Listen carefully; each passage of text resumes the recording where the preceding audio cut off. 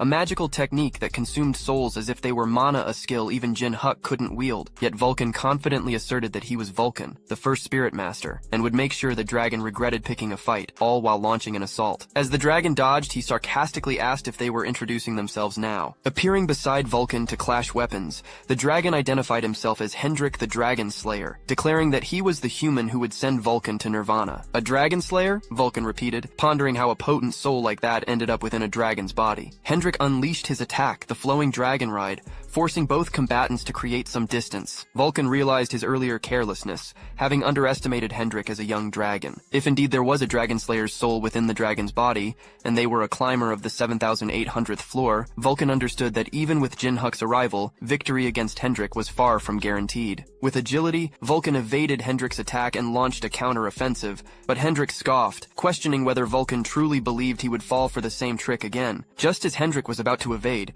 Vulcan utilized Soulbind to seize Hendrik, rendering him immobile. Vulcan then unleashed a massive attack, directing it at Hendrik. However, Hendrik countered with his own technique, 10,000 slashes, slicing through the spirit arms that held him. Suddenly, Hendrik's attention shifted to a colossal spirit hand hurtling towards him. This attack, Soulbind Giant, was executed by Vulcan and was of colossal proportions. It struck right where Hendrik stood, causing significant damage to the surroundings and the village. After that intense battle, Vulcan breathed a sigh of relief. It had been a close fight, and he'd exhausted all the mana and souls Jin Huk had temporarily provided. Surveying the damage, Vulcan observed that the dragon wouldn't be able to move for some time, giving him the chance to escape. However, a few seconds later, a crack appeared on the giant shadow hand, and the dragon broke free from its grasp. He breathed heavily, called Vulcan's name, and then burst into boisterous laughter. He vowed to personally slice Vulcan into pieces the next time they met, raising his sword as a solemn oath. Meanwhile, Jin Huk conversed with the yellow-haired man about the numerous rooms in the area. The man noted the diversity of magic paths and couldn't help but wonder about Jin Huk, a 10th floor climber, who even a 35th floor climber couldn't contend with. Recalling the man's name, Ken, Jin Huk admitted that he was an alright mage and a useful guide. As they reached their destination, Ken introduced it as the Necromancer's room. Jin Huk observed the reagent corpses and books, noting that it was a room that necromancers dream of. Ken assured Jin Huk that if he needed anything, he should let him know,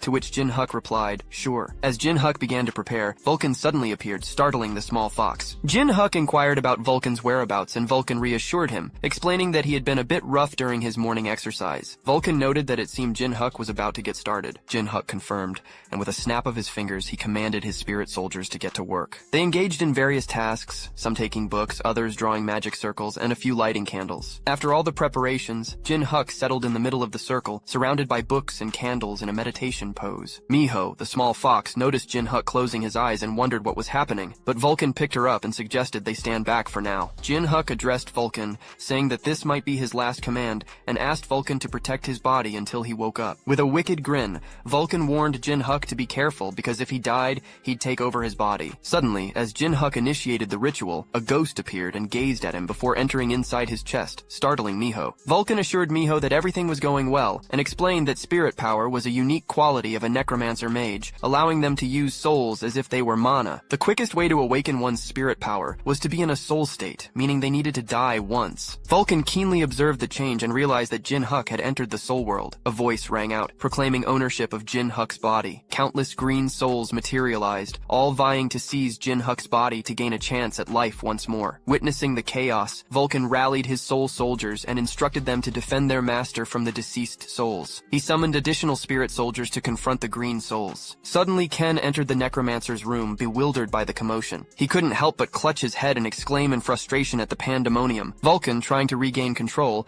asked Ken Ken if he was a manager there and requested his assistance. Meanwhile, Miho trembled in terror, hiding behind some books. However, she noticed a green soul about to attack Jin Huk. Just as the green soul lunged, Ken noticed the impending danger and alerted Vulcan. In a state of panic, Vulcan urgently implored Jin Huk to regain control because his body was on the verge of being stolen. Suddenly, Miho leapt between Jin Huk and the green ghost. She unleashed an attack, her body emitting a pink and black glow, appearing as if she was struggling but determined to save her savior Jin Huk. The whole crowd was left in awe by Miho's actions, leaving the green ghosts bewildered and questioning the source of the dazzling light. Upon closer inspection, their eyes formed heart shapes as they found Miho irresistibly charming, and they fell to the floor, overwhelmed by her cuteness. Even Vulcan, his spirit soldiers, and Ken weren't immune to Miho's enchanting skill. Back to his senses, Vulcan quickly snapped Ken out of his daze. Inwardly, Vulcan speculated that this skill might be a form of charm, one that not only controlled desires but also snared souls. He considered that Miho's divine heritage might make her different. Suddenly, a towering green spirit appeared, clearly agitated by the commotion. Spotting Jin Huk, he remarked on the chaos. Vulcan nervously identified this giant spirit as a named, signifying he was a strong climber when he was alive. Vulcan understood the danger if he possessed Jin Huk's body. As the spirit eyed it hungrily, the giant spirit's interest in Jin Huk's body was unsettling. Vulcan realized he needed to intervene, but was still under the influence of Miho's charm. He urgently implored her to stop the giant green spirit. In response, the spirit told Miho to move aside, showing no interest in her. Undeterred, Miho leapt at the spirit, preparing to use her powers. However, as she unleashed her abilities, she felt drained, leaving Vulcan to question if that was her limit. The massive spirit raised his sword, prepared to strike Miho. She braced herself for the impact. Unexpectedly, Jin Huk raised his finger and unleashed a dark aura beam at the spirit, astonishing Vulcan. Jin Huk thanked Miho and pointed at the spirit, calling him a bastard. The spirit screamed in terror as Jin Huk's attack damaged his spirit form. Jin Huk declared that even as a ghost, the giant spirit would serve as a powerful bullet. Absorbing the smaller green ghost that was unconscious on the floor, the giant spirit confronted Jin Huk, but he responded with a menacing glare and unleashed a barrage of dark purple energy bullets using his skill 10-fingered soul bullet,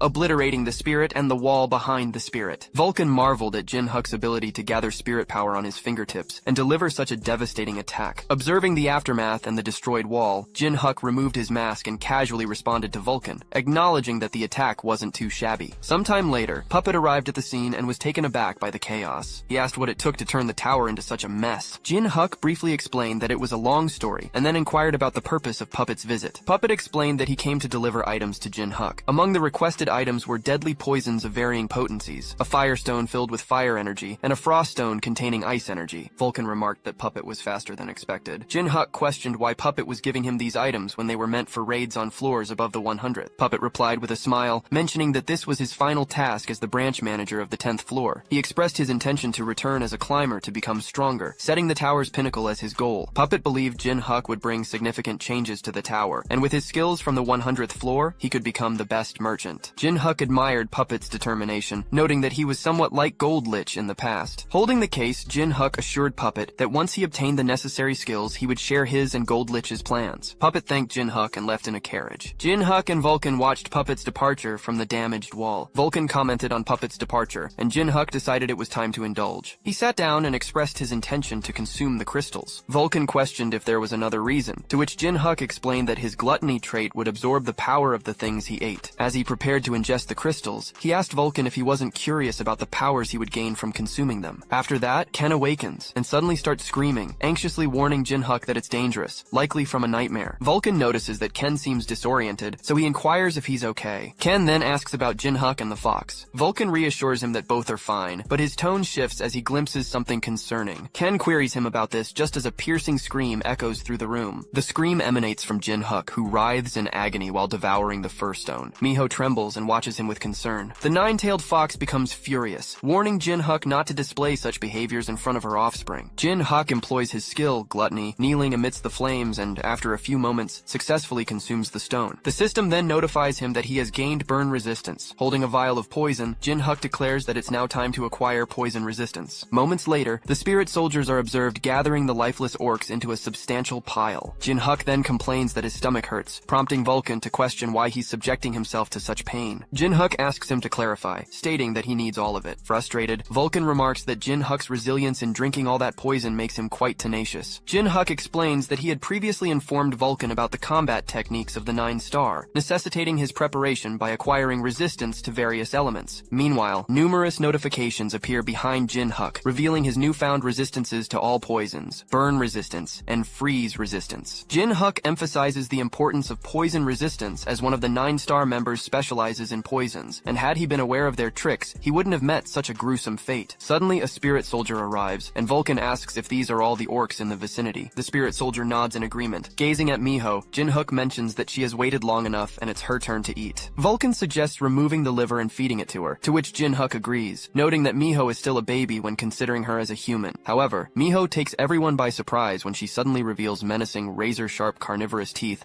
and begins devouring the deceased orcs. Jin Huk and Vulcan are left in shock. Once Miho finishes her gruesome feast, a notification indicates her progress in Part 2 of the quest, showing that she's consumed 127 raw livers out of 999. Jin Huk expresses a desire to create a wave, but he hesitates due to the city's size, not wanting to draw too much attention. He then inquires about who Vulcan was fighting the previous night. Vulcan, somewhat surprised, asks if Jin Huk is aware of it. Jin Huk explains that he sensed fluctuations in Vulcan's manner, leading him to ask about the encounter. He wonders if Vulcan had met one of the 4 royalties. Vulcan admits that he encountered a powerful dragon and used his spirit power to immobilize it. Suddenly, Jin Huk begins to emanate a menacing dark purple aura and exclaims, "One of the 4 royalties is here." Nervous, Vulcan urges him to calm down, cautioning against emitting such demonic energy in the middle of the street. Jin Huk notices a drop of blood and wonders if it's a side effect of his gluttony skill. Vulcan reiterates the need to calm down and informs Jin Huk that the dragon he encountered was no ordinary one. Jin Huk queries what Vulcan means by that, and Vulcan proceeds to recount the entire story. Jin Huk, deep in thought, puts his finger to his chin and mentions the dragon slayer Hendrik. Vulcan adds that what the dragon told him does make sense. Jin Huk ponders the idea of one's body and soul acting independently. Vulcan points out that he initially had doubts but witnessed an example in Jin Huk himself. Jin Huk exclaims, "Hendrik the Dragon Slayer," and notes that even he knows that name. He explains that Hendrik began his journey by slaying young dragons and eventually took on other dragons that came after him, earning him the title of Dragon Slayer. Jin Huk had heard that Hendrik met his end on the 700th or 800th floor. Vulcan suggests that Jin Huk might be walking into a trap set by the 4 royalties. With a smirk, Jin Huk expresses his intention to meet Hendrik, but he suddenly starts coughing. Vulcan reprimands him for going overboard, explaining that his gluttony trait is broken and there's a penalty for consuming things. After ingesting the poison, fire, and frost stones, it's imperative for Jin Huk to swiftly seek treatment for the internal injuries they've inflicted. Jin Huk questions treatment by a priest. "Are you out of your mind?" he inquires of Vulcan, asking if he's willing to undergo purification via divine power, along with the aid of spirit soldiers. Vulcan, in response, queries what Jin Huk intends to do, and insinuates that continuing without treatment might result in dire consequences, even jesting about the possibility of Jin Huk bleeding uncontrollably. Jin Huk realizes that obtaining divine power might be the most prudent course of action. Vulcan dismisses this idea as ludicrous. Suddenly, Jin Huk notices Miho growling at someone nearby and asks her what's causing the sudden agitation. He wonders why she's behaving in such an unusual manner, then attempts to silence her when he experiences discomfort in his ear. Abruptly, Vulcan addresses Jin Huk, expressing concern about the peculiar behavior of the people around them who seem to be moving mindlessly, unresponsive to Miho's howls. Jin Huk admits he's uncertain about the reason, but observes the people walking in an eerie synchrony. Unexpectedly, a golden circle materializes above Jin Huk and Vulcan, causing their eyes to widen. They turn around to find a woman with a halo above her head approaching them. She greets them with, "Nice to meet you, Ghostface." Jin Huk is taken aback and inwardly exclaims, "An angel!" Without wasting a moment, Jin Huk returns the greeting while preparing to strike, but in the blink of an eye, the angel stands in front of him, sword in hand, warning him not to take actions he'll regret. Shocked, Jin Huk acknowledges her swiftness with a smirk. The angel offers her greetings once more, saying, "Nice to meet you, Ghostface." As Jin Huk attempts to move his sword, he can't help but acknowledge the angel's incredible strength. She firmly holds his sword, and his efforts to wrest it from her grasp prove futile. The angel proceeds to inform him that his mouth is in a terrible state, and his throat, stomach, and intestines are all seriously damaged. Feeling her touch, he questions her actions. Suddenly, the angel begins to emit a radiant glow as she steps back. Vulcan inquires about Jin Huk's well-being. Inwardly, Jin Huk notes that his previously damaged body now feels completely healed. He gazes at the angel and recognizes this extraordinary power as divine power. The angel then inquires if Jin Huk can accept that she's not his enemy after what she has done. Introducing herself as Uriel, she reveals her affiliation with Wingless. A few moments later, a commotion is heard, and the NPCs regain consciousness, bewildered about their recent actions. The scene transitions to the Gold Lich Hotel. Within the hotel, the maids find themselves in a dazed state, contemplating whether they'd overexerted themselves lately. Unbeknownst to them, Jin Huk watches from the shadows. In the hotel room, Jin Huk confronts the angel, questioning her intentions. She openly admits to having subtly adjusted the memories of the NPCs, a precaution taken to protect the local citizens. Rushing rumors of her presence and causing an influx of angels heading to the 10th floor would have been detrimental. Jin Huk privately muses that her methods might be excessive but not entirely reckless. Memory alteration, huh? Not a bad idea, he remarks. Concerned that she might use this on him, Jin Huk seeks reassurance. She explains that it is impossible to manipulate the memories of individuals with a strong sense of self like himself. Uriel then brings up Miho and Vulcan, prompting Vulcan to acknowledge her ability to perceive him. Jin Huk questions why she sought him out, and she enigmatically speaks of the one who wears the mask, condensing grotesqueness and defying the heavens. She prophesies that despite their weaknesses, Jin Huk and his followers will ultimately succeed. Speculating that her visit is related to a prophecy within Wingless, Jin Huk inquires if it is a divine revelation. Her response is, it's similar. Inwardly, Jin Huk surmises that the one who wears the mask condenses grotesqueness likely refers to him. He then asks about the group Wingless, since it is his first encounter with them. Suddenly, Uriel removes her coat, revealing her back and the absence of wings, a shocking sight. She explains the dire state of the angels, driven to madness by greed. Those who defied them were branded as sinners and cast out, subjected to the punishment of having their wings a symbol of angels torn away. In short, they were angels no more. Uriel reveals that Wingless is a collective of angels like herself, all once part of Utopia, the city of angels. According to the prophecy, Jin Huk would disrupt the reign of the four royalties, and Wingless sought to join forces in this endeavor. Jin Huk lets out a sigh and begins telepathically conversing with Vulcan, seeking his guidance. Vulcan inquires what he means because he doesn't believe Uriel is lying, advising Jin Huk to simply say yes. So Jin Huk asks Uriel about the assistance Wingless could provide. To his astonishment, she responds with nothing, leaving him taken aback. She explains that although the power of Wingless is immense, it has marked them as enemies in Utopia's eyes, resulting in close surveillance and support coupled with angelic hostility. Inwardly, Jin Huk muses, a stalemate, huh? He recognizes the dilemma of declining an army of former angels as a waste, while accepting it poses a significant risk. Nonetheless, he conveys his willingness to bear that risk and asks if Uriel would assist if he needed to employ Wingless's power. With a resolute expression, she replies, gladly. Jin Huk expresses his satisfaction, stating that their alliance is now confirmed. Uriel, still addressing him as Ghostface, bows in gratitude. Jin Huk considers introducing himself and inquires if she could momentarily blind both God and the devil. She confirms she can and uses a feather from her wings to seal the room, isolating them from the outside world. Jin Huk recognizes that her power shares a principle with Goldlich's abilities and questions whether those bastards could hear them. She assures him they couldn't, even if he cursed at them. Jin Huk removes his mask and hurls curses at Bao, referring to him as a voyeuristic sick bastard, and demanding if he is listening. Uriel is visibly shocked by his words. When Bao doesn't respond, Jin Huk acknowledges the legitimacy of Uriel's power. He explains that he needs this private space due to their shared predicament, and asks if using a false name and a mask is unnecessary. He introduces himself as Jin Huk, the same Death Star from 10 years ago. Uriel is flabbergasted and repeats his name, falling to her knees in worry. She apologizes for her incompetence, and Jin Huk inquires if she knew the chaotic Jin Huk who had died a decade ago. Uriel reveals that she had been present when Jin Huk's death was discussed 10 years ago. This revelation causes Jin Huk's mood to shift to one of anger. Jin Huk loomed menacingly, casting a baleful gaze upon Uriel. With a resounding stomp that sent tremors through the floor and a foreboding aura enveloping him, Jin Huk warned her to choose her words wisely. Uriel then inquired if he knew about the consequences of reaching the 999th floor of the tower. Still wearing an enraged expression,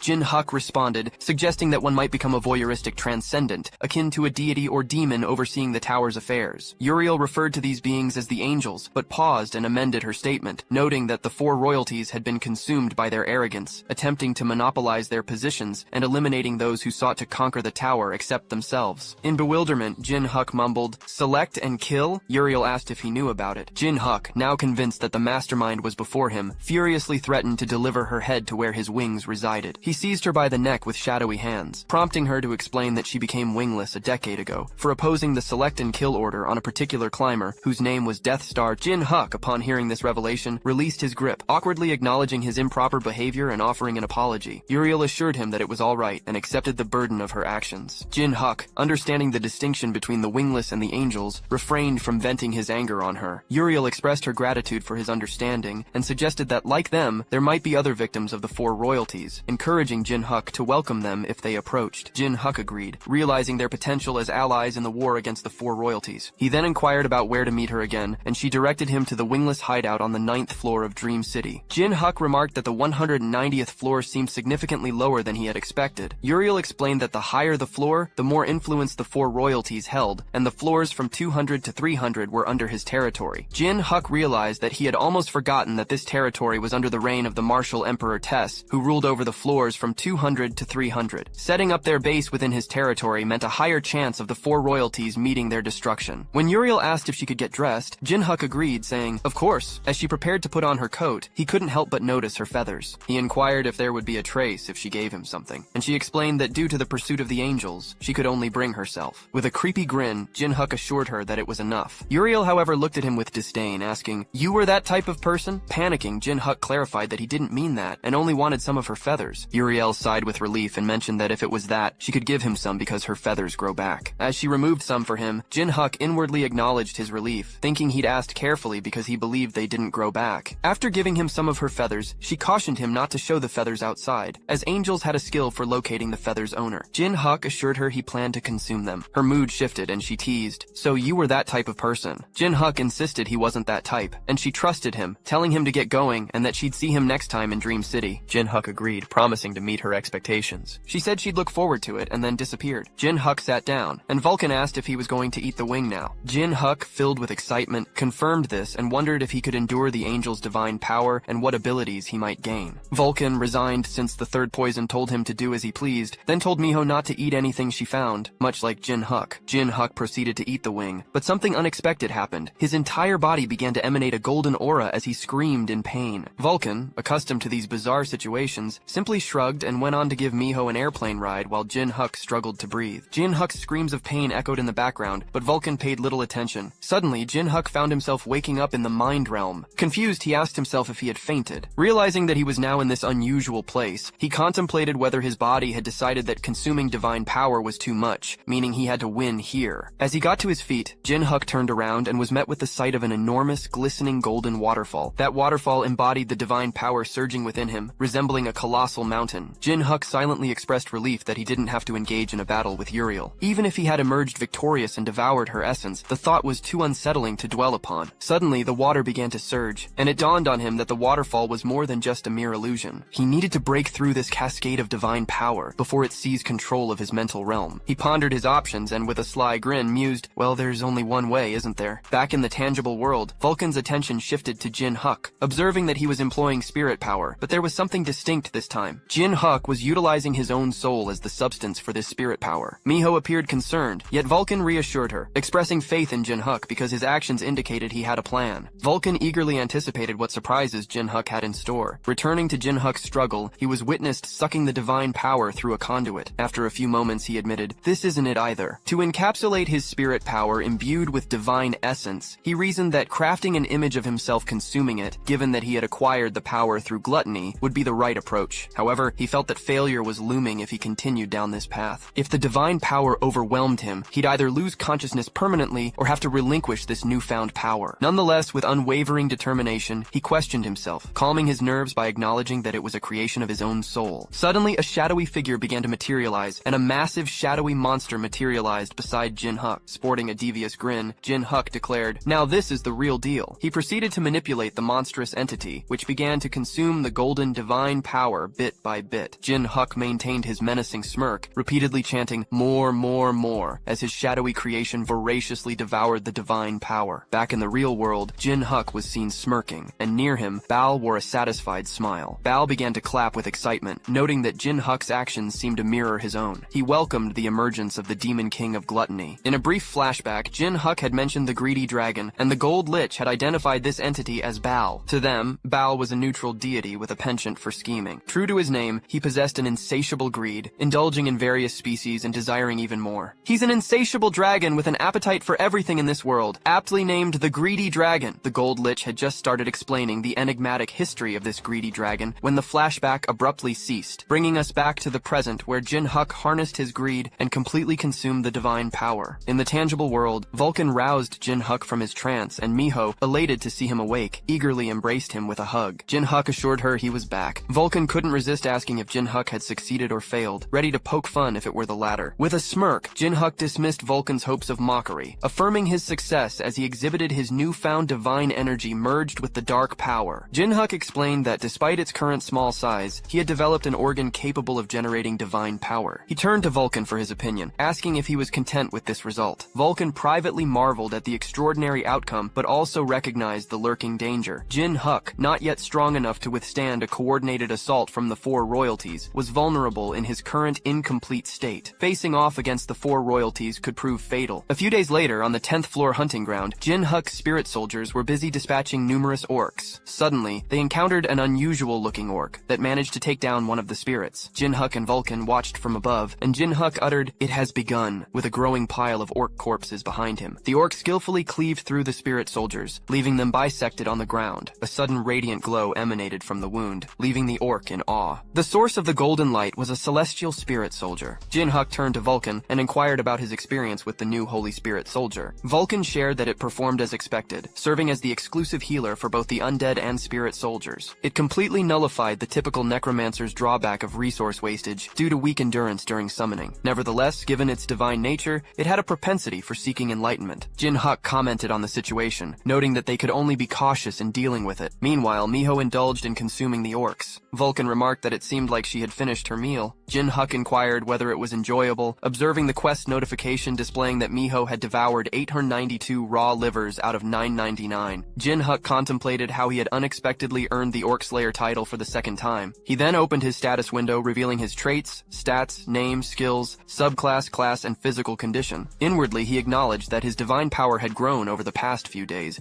increasing by 2. Although with a base value of 3, it might not be exceptionally helpful. However, he could resort to it in emergencies. Vulcan asked Jin Huk what they should do next. Jin Huk responded that they should proceed to meet Hendrik. Upon returning to the city, Jin Huk inquired with Vulcan about the accuracy of the information. Vulcan affirmed that Hendrik was indeed not ascending the tower, seemingly waiting for someone. Inwardly, Jin Huk deduced that Hendrik, a dragon slayer inhabiting a dragon's body, piqued his interest. If Hendrik remained stuck on the 10th floor, there had to be a significant reason. Just like Uriel, Hendrik might be anticipating something after listening to a revelation from the gods and demons. Vulcan informed Jin Huk that they had arrived, and once they left the alley, they would encounter Hendrik. Jin Huk stepped out of the alley and found himself surrounded by a multitude of people. Upon closer inspection, he spotted a man with horns and red eyes enveloped in a crimson aura. Considering their approach, Jin Huk asked Vulcan if they should approach Hendrik directly. Vulcan, cautious of the situation, inquired whether Jin Huk was willing to engage with Hendrik, as he might not be the person Hendrik was expecting, potentially leading to a deadly confrontation. Jin Huk, sporting a mischievous grin,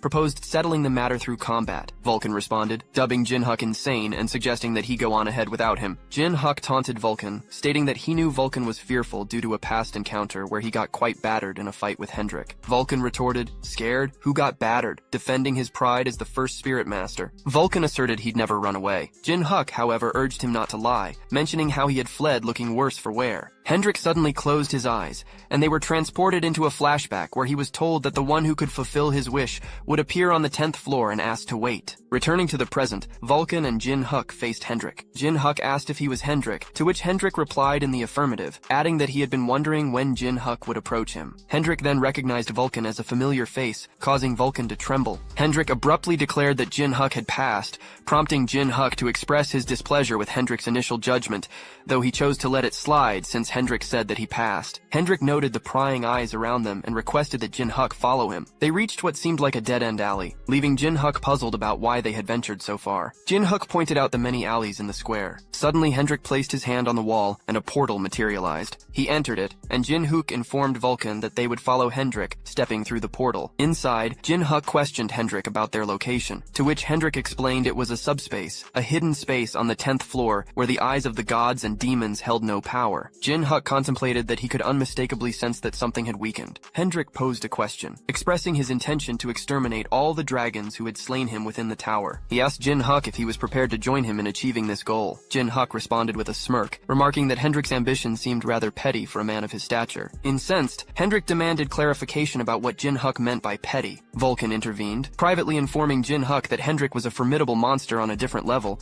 and questioned why he was provoking him. Jin Huk telepathically labeled Vulcan a loser, and assured him that he had a plan in mind. Addressing Hendrik, Jin Huk acknowledged that he might not fully understand Hendrik's situation, but he could grasp how Hendrik had become the way he was. Jin Huk expressed his certainty that Hendrik was aware that the culprits who had wronged them weren't limited to the 4 royalties. Jin Huk stated that he didn't care why Hendrik had become fixated on dragons, but declared it insufficient for him to form an alliance. He proclaimed his intention to exact vengeance on all those who had wronged him, irrespective of whether they were the four royalties or anyone else. In essence, Hendrik's goal was too little for Jin Huk to ally with him. Hendrik, in response, inquired if Jin Huk genuinely planned to confront the four royalties. Jin Huk asserts that they both embody a state of death yet alive, attributing those malevolent individuals as the culprits responsible for his demise. Abruptly, Hendrik begins to chuckle, eventually erupting into laughter, leaving Jin Huk and Vulcan to observe him in silence. Subsequently, Hendrik extends his apologies, affirming Jin Huk's correctness. A sudden transformation in Hendrik's demeanor transpires,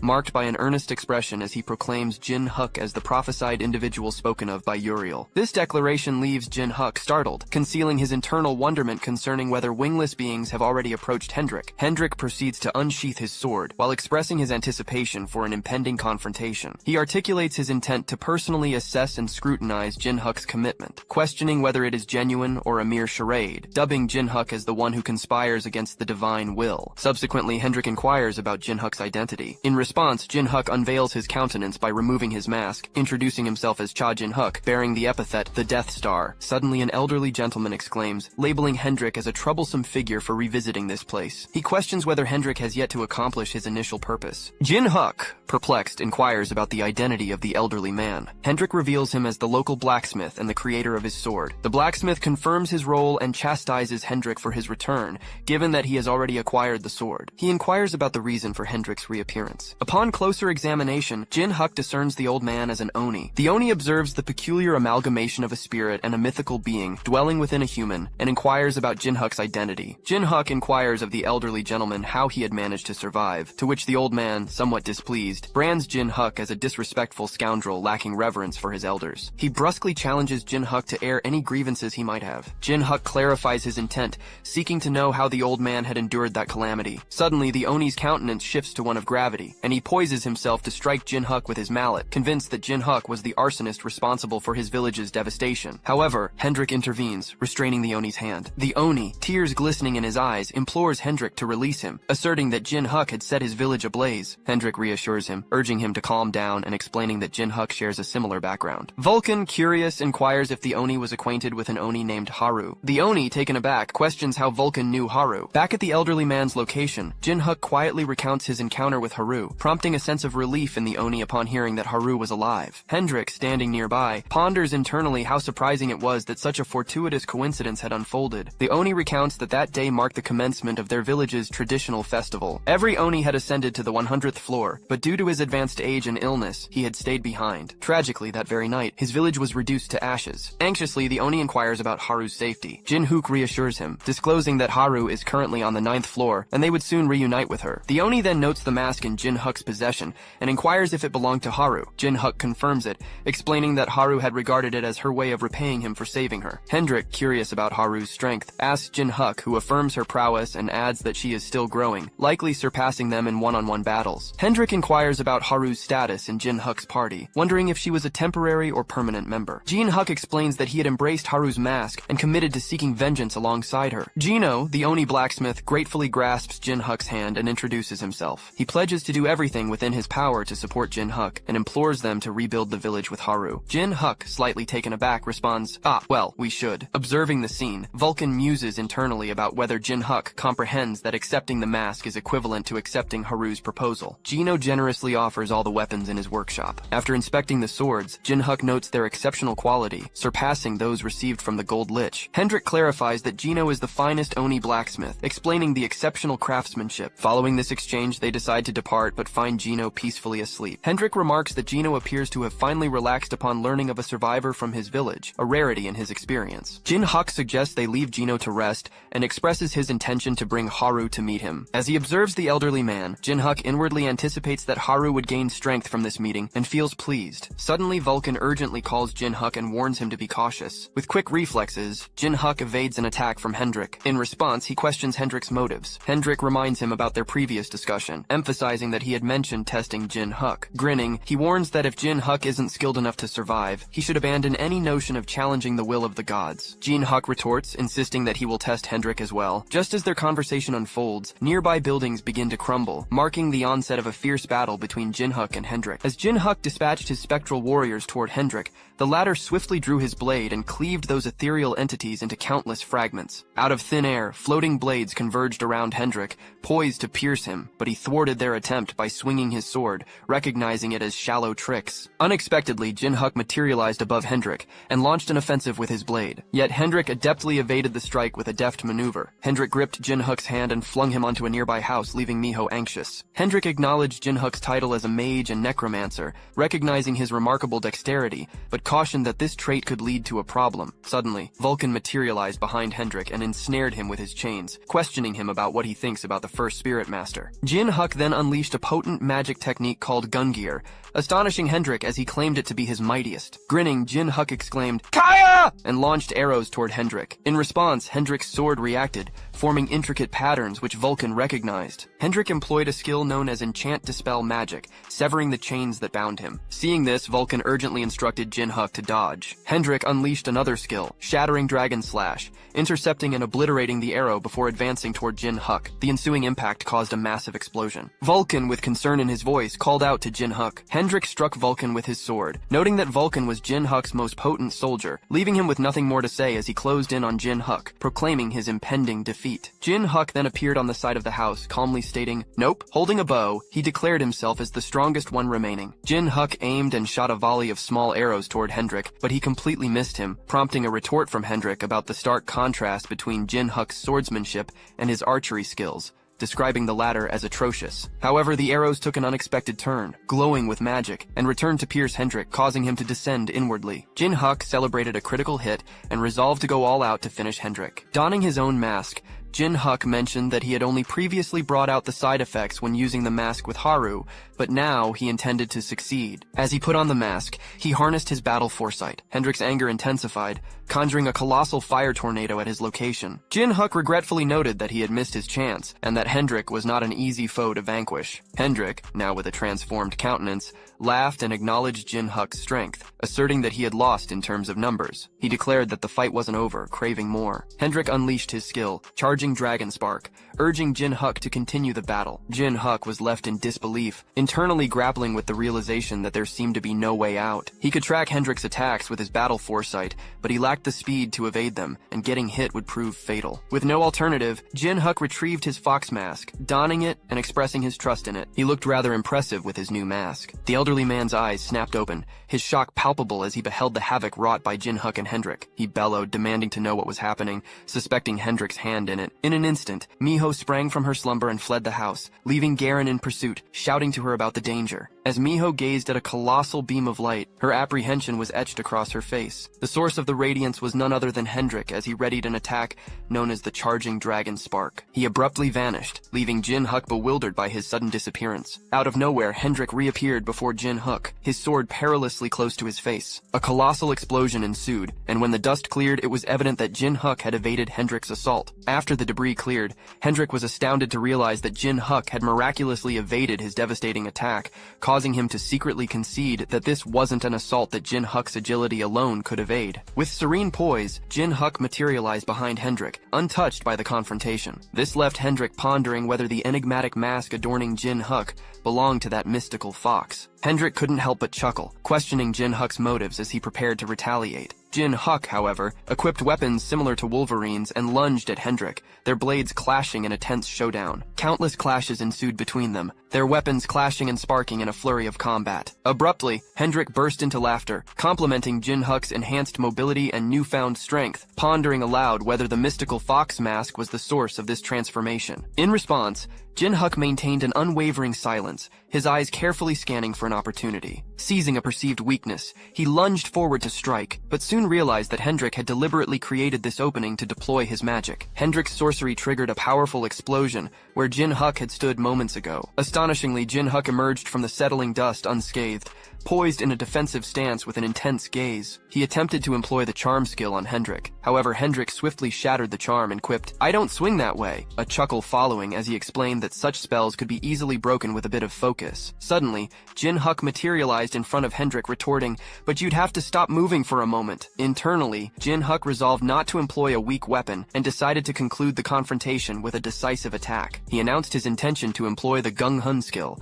combining it with all master martial combat, Fox's mobility, and various enchantments such as enhanced physical strength, spirit power, demonic energy, and divine power. As he readied to punch, he informed Hendrik that this would be the end, concluding with a taunting remark and unleashing the Choi Gang Hun technique, a straight jab with a mighty shove. Jin Huk propelled Hendrik, unleashing a cataclysmic explosion that laid waste to numerous buildings. Amid the debris, Vulcan struggled to regain his footing, questioning whether he had lost consciousness and pondering the outcome of the battle between Jin Huk and Hendrik. His attention was abruptly drawn to Cha Jin Huk, standing as if he had emerged victorious, blood trickling from Jin Huk's eyes and mouth as he began to stagger, prompting Vulcan to call out his name with deep concern. Internally, Jin Huk acknowledged that he had expended all his strength, rendering his body immobile. He regretted not finishing Hendrik with his last attack, especially since Hendrik remained standing before him, far from defeated. Hendrik, visibly battered and fatigued, informed Jin Huk that he had passed. However, Jin Huk's irritation flared, and he rebuked Hendrik, asserting that he had failed. He emphasized that deploying a final move should render one incapacitated,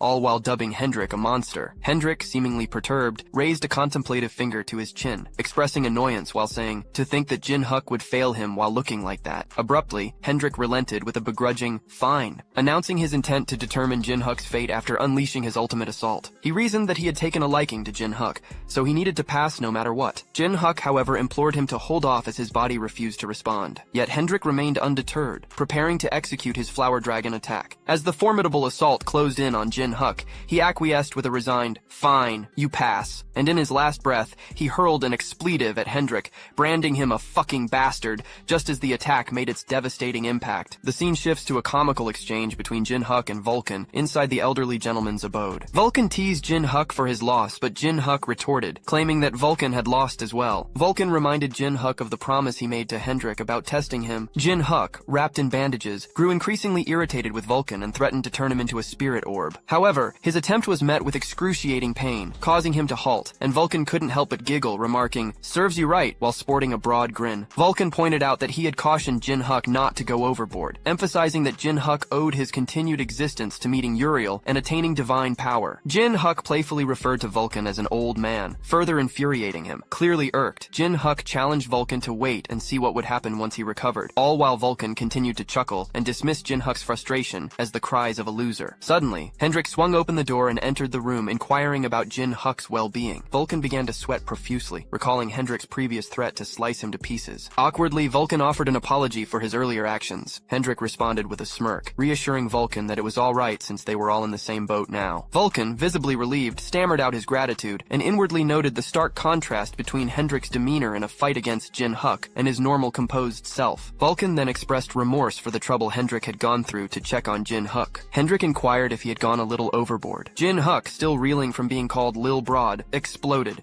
challenging both of them to face him in a fight, convinced he'd win next time. Inwardly, Hendrik acknowledged that Jin Huk would indeed be capable of defeating him one day. After taking a deep breath, Jin Huk calmed down and revealed the reason he had summoned Hendrik. He wanted to hear Hendrik's story, particularly about his past life and death. Hendrik began by recounting how his family and hometown had vanished mysteriously, courtesy of the dragons. His miraculous survival was attributed to his burning hatred for dragons. He proceeded to climb the tower just like other climbers, but he was fortunate to possess exceptional talent. Jin Huk noted the similarity between Hendrik's history and that of someone else he knew. Hendrik divulged that he had slain his first dragon on the 600th floor and subsequently embarked on a journey of revenge. Jin Huk remarked on the quick progress to the 600th floor, wondering if Hendrik then went on to confront the 4 royalties. Hendrik confirmed this, but mentioned that it also marked the commencement of a pursuit by a team dispatched by the 4 royalties. This pursuit became his daily routine, and as he grew stronger, the penalty lessened. He revealed that their branch on the 800th floor had essentially been wiped out. Inwardly, Jin Huk explained that the penalty system was designed to prevent high-level climbers from monopolizing the tower, imposing restrictions on their abilities on lower floors rather than the higher ones they'd reached. This was why he'd survived Gold Lich's attack.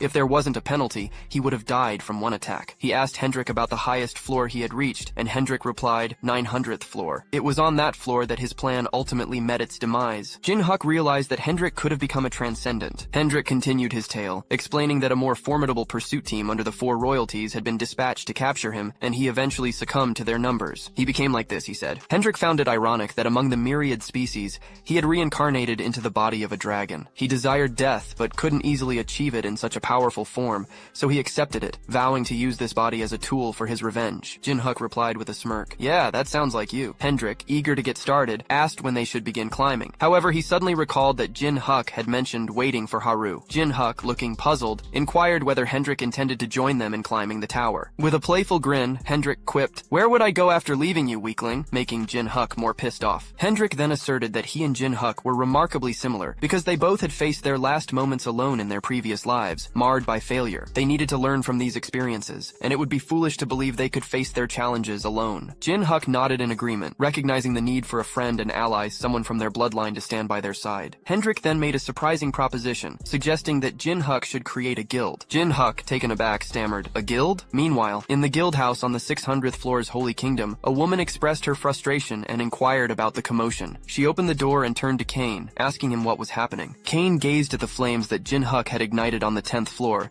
and casually diverted her attention, mentioning an intriguing report from the White Swallow branch on the 10th floor. He explained that the branch had been reduced to rubble by a single individual, leaving her in shock. Kane elaborated, noting that according to Beck Helio's report, it didn't appear to be the work of an ordinary organization or guild. Her surprise deepened, and she asserted, "Impossible." She pointed out that even on a lower-level floor like the 10th, the penalty placed restrictions on one's strength, making it seemingly impossible for someone to accomplish such a feat. Kane snapped his fingers in agreement, adding that even 9 stars like them found it impossible to conquer a guild house after receiving the 10th floor penalty. This indicated that the person responsible had already acquired immense power, much like them when they first entered the tower. The girl fell silent for a moment, and Kane suggested that it was still a possibility. She inquired about their course of action if such an individual truly existed. With a sly grin, Kane proposed employing the same method they had used 10 years ago, eliminating them all. Kane's plan involved hiring a skilled bounty hunter for the task. In another scene, a blonde girl was depicted defeating a massive snake, casually remarking that she'd completed another task for the day. Jin Huk was deep in thought,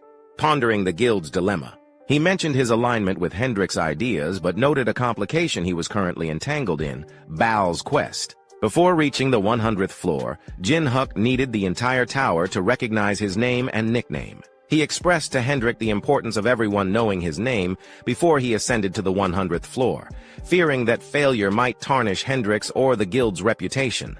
With a pensive gesture, Hendrik acknowledged Baal's quest and proposed a straightforward solution. Jin Huk should become the guildmaster. This suggestion caught Jin Huk off guard. Hendrik clarified that he had never aspired to the role of guildmaster, admitting he lacked the confidence to lead. He believed Jin Huk, a skilled necromancer, would excel in commanding the army.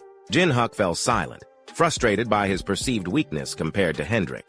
He foresaw challenges in giving orders to someone stronger than himself. Unexpectedly, Hendrik dropped to one knee before Jin Huk, leaving him stunned. When Jin Huk questioned the gesture, Hendrik responded with a resolute expression, quietly reflecting on Jin Huk's reaction. Hendrik noted to himself that Jin Huk was unaware of the profound humiliation he had endured in his past life. He vividly recalled the anger and powerlessness he had felt at the time of his demise. Jin Huk then asked Hendrik if this pursuit aligned with his ultimate goal. Hendrik firmly confirmed that it did. With a grin, Jin Huk relented, agreeing to become the guildmaster for the sake of their shared quest for vengeance. Hendrik commended Jin Huk's decision. Later, Vulcan inquired about the guild's name. Recalling Uriel's words about the one who wears the mask, condenses grotesqueness, and defies the heavens, Jin Huk confidently declared that their guild would be named Heaven's Defiance. He believed no other phrase could be more fitting. Vulcan pointed out the option to pay the company fee for guild creation, but Jin Huk revealed he could bypass the cost by informing Puppet. Upon arriving at the Gold Lich branch, Jin Huk was greeted by Halcyon, who regretfully informed him that Puppet was unavailable. Curious, Jin Huk asked about Halcyon's identity, prompting him to reintroduce himself as the branch manager of the 10th floor. Shortly after, Jin Huk encountered Ken nearby and inquired about his presence. Ken chuckled, explaining that he had stopped by for tower maintenance. Halcyon nervously mentioned how close he had become with Ken, then asked Jin Huk the purpose of his visit. Jin Huk revealed his intention to start a guild. Halcyon beamed, stating that if it was Jin Huk's guild, everyone would want to join. However, he pointed out that Jin Huk needed more than 2 members to establish it. Jin Huk listed Hendrik, Miho, and Vulcan as prospective members and asked if that sufficed. Ken was astonished to hear that the dragon had joined the guild. Halcyon inquired if Jin Huk had won over Hendrik. Jin Huk glanced at Hendrik, remarking that his guild member was a celebrity. Hendrik responded with amusement, questioning whether celebrity was a compliment. Jin Huk revealed there were more members and sought Halcyon assistance once they all gathered. Halcyon assured him that Gold Lich had instructed him to support Jin Huk's requests. Later, Jin Huk extended invitations to the old man, Oni, Puppet, Haru, and even Gold Lich himself. Gold Lich mused, "A guild, huh? He's up to something interesting." The scene shifted to Jin Huk unleashing his potent attack. 10-finger edges, soul bullet combined with fish and magic on a group of orcs, piercing their bodies entirely. Hendrik asked if Jin Huk had also received a quest from the nine-tailed fox, which Jin Huk confirmed, believing he could complete it that day. Miho devoured the orcs, enabling Jin Huk to collect 999 livers and finish the quest. Upon completion, a radiant pink light descended upon Miho, intriguing Hendrik, who asked what would happen after Miho consumed all the livers. Jin Huk admitted he hadn't been informed of the outcome. Suddenly, Miho transformed into an egg, and Jin Huk received a notification stating that the nine-tailed fox would revert to her original form.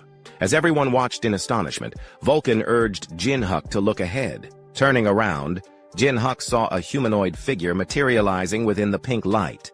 "Wait, Miho's original form?" he exclaimed, taken aback as Miho transformed into a floating human girl. However, she suddenly fell, luckily caught by Jin Huk, prompting concern from Vulcan and Hendrik. Val remarked on Miho's cuteness, to which the nine-tailed fox asserted it was only natural, as Miho was her child. Jin Huk reassured everyone, gazing at Miho, who uttered, "Da." Jin Huk echoed, "Da," in response. Then, with an endearing expression, Miho called Jin Huk, "Daddy," stunning him and the others. Suddenly, a voice questioned, "Daddy?" It was Haru, who looked utterly devastated. Demanding to know why Miho referred to Jin Huk as Daddy, Miho gestured toward Haru and inquired about her identity, casually slipping in the word Daddy. Haru felt a sting at Miho's use of that term for Jin Huk. Sensing the unease, Jin Huk nervously asked the nine-tailed fox what was happening. The fox presented a notification congratulating Jin Huk on Miho becoming his pet. Jin Huk, confused, echoed the word pet, seeking clarification on whether this was the fox's idea of rewarding favorability. The fox then mentioned placing her daughter in Jin Huk's care before vanishing. Jin Huk hurriedly called out, asking her to wait and resolve the situation, but she was already gone. Valkun, in a sarcastic tone, offered Jin Huk congratulations. While Hendrik wondered aloud if humans now gave birth to foxes, Jin Huk, feeling perplexed, questioned whether they were teasing him. Meanwhile, Haru, overwhelmed, dropped to her knees, her eyes filled with jealousy and confusion. "Daughter? If his daughter is that old, when did Jin Huk have one?" she exclaimed. Despite acknowledging Jin Huk's strength and charm, she struggled with the idea of him having a lover. Nevertheless, she resolved to accept the situation and move forward, muttering to herself, "That's it. It's okay. I'm okay." Noticing Haru was a female Oni, Hendrik assumed her identity and courteously greeted her. "Nice to meet you," he said, introducing himself as Hendrik and mentioning his membership in Jin Huk's party. He entrusted himself to her care. Haru glanced at the man standing before her, but in her eyes, Hendrik's image flickered into flames, triggering a flashback of her village engulfed in fire. Oni villagers fled, children cried, and in the distance, a dragon's silhouette loomed, its menacing laughter revealing it as the arsonist. Back in the present, Haru angrily denounced Hendrik as the village's enemy, lunging toward him with a cry of "Die!" as she swung her sword. Hendrik blocked her strike and urged Jin Huk to clarify the situation, emphasizing Haru's misunderstanding. However, Jin Huk, with a smirk, dismissed the idea, claiming that Haru's anger was directed solely at Hendrik and leaving him to handle the situation on his own. Despite Hendrik's warning about the potential harm to Haru, Jin Huk assured him she could handle it. Hearing this, Hendrik smirked and announced that he would consider this confrontation as the entrance test for Go Against God. Hendrik retaliated against Haru, sending her flying backward. She soared into the forest, crashing into numerous trees and creating a massive cloud of dust. As the dust settled, Haru charged at Hendrik with her sword, seemingly unharmed. Hendrik intercepted her strike, complimenting her spirit but pointing out that her current effort wouldn't be enough. His counterattack showcased his immense power, leaving Haru no choice but to acknowledge his strength. She fell to the ground, realizing the huge gap in their abilities. Frustrated that her enemy was right in front of her, yet she lacked the power for revenge, Haru felt defeated. Then, the sword spirit emerged, chuckling as he offered Haru his power, just this once, promising to grant her the strength to slay a dragon. He explained why he was known as a dragon slayer sword. Accepting the sword's power, Haru's appearance changed, and she lunged toward Hendrik. Intrigued by the sword's apparent consciousness, Hendrik invited her to give it her all. As she prepared to strike, uttering "die," Hendrik effortlessly blocked her attack. Haru was shocked that he could neutralize the Dragon Slayer sword's might with just one hand. Subsequently, Hendrik kicked her, causing her to cough and kneel down. Asserting his dominance, he proclaimed that his sword's strength surpassed hers, evident in its composition. Despite feeling defeated, Haru refused to give up easily. She pleaded with the Dragon Slayer sword for more strength, a power potent enough to accomplish her revenge. The sword, with a wicked grin, encouraged her determination. Haru then emanated a menacing, powerful aura, enveloping her entire body and sword in a pink glow. Hendrik, recognizing this power as sword silk, widened his eyes in astonishment. Vowing retribution for her burned village and the resentment of the deceased Onus, Haru attacked Hendrik with her newfound power. However, he easily evaded her strikes, cautioning her that the power she wielded surpassed her own capabilities. Hendrik warned that the sword forcibly bestowed this strength upon her, placing her in grave danger if she continued to use it. Leaping toward her, he implored Haru to release the sword, explaining that the power acted like a consuming parasite beyond her current stage of handling. Haru, recalling the flames that devoured her village, closed her eyes momentarily. Then, fueled by anger, a pink aura glowed fiercely in her eyes. She angrily declared her determination to release the sword only when Hendrik perished, blaming him for the village's destruction. Unleashing a barrage of silk slash attacks on the surrounding area, she vowed unforgiving retribution. Hendrik skillfully evaded her strikes but sustained a small cut on his cheek. Internally, he wondered if she harbored a grudge against dragons as well. He remarked aloud, questioning whether her hatred was so intense that it consumed her entirely. Having wielded a sword far longer than Haru, Hendrik felt compelled to intervene, believing it was his duty to guide her away from a destructive path. Focusing his energy, he prepared a powerful attack, warning Haru that it would be intense but not fatal. Haru was stunned by the sheer magnitude of his power. Hendrik then unleashed the formidable strike, resulting in a colossal explosion upon impact. The force of the blow was so overwhelming that Haru was knocked unconscious and began to dream. In her dream, she found herself in a serene meadow adorned with stunning blue flowers. She realized she was in the forest of the Oni village. Spotting a soccer ball, she picked it up, only to hear a voice calling her sister. A young Oni girl approached, asking if Haru would hold on to the ball. Haru explained that the ball belonged to the village children and handed it to the girl, who thanked her gratefully. However, the dream took a dark turn as the children began to question why Haru was the lone survivor of the tragedy that befell their village. Their words shook her deeply, leaving her bewildered and distraught. The scene grew even more haunting as a burning child reached out to her, pleading to be saved and expressing a desire to live like her. Tears streamed down Haru's face as her breathing became erratic. The nightmare escalated, with burning corpses piling up around her, their hands reaching out, questioning why she alone had survived. Amidst the chaos, Haru wondered inwardly why she had been spared. Her sword responded, stating that it was her destiny. It urged her to wield the Dragon Slayer's sword and carry on, for revenge could only be sought through her.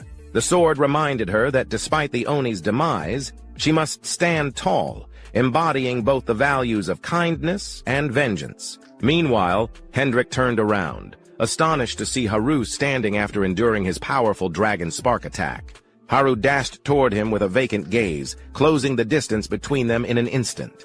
She plunged her blade into his stomach, and both collapsed to the ground. Upon impact, the sword shattered, and its remnants whispered that this was likely Haru's limit. It urged her to grow stronger, to one day cut through Hendrik and avenge the Oni. Concerned, Jin Huk called out to both Haru and Hendrik, while Vulcan inquired about their well-being.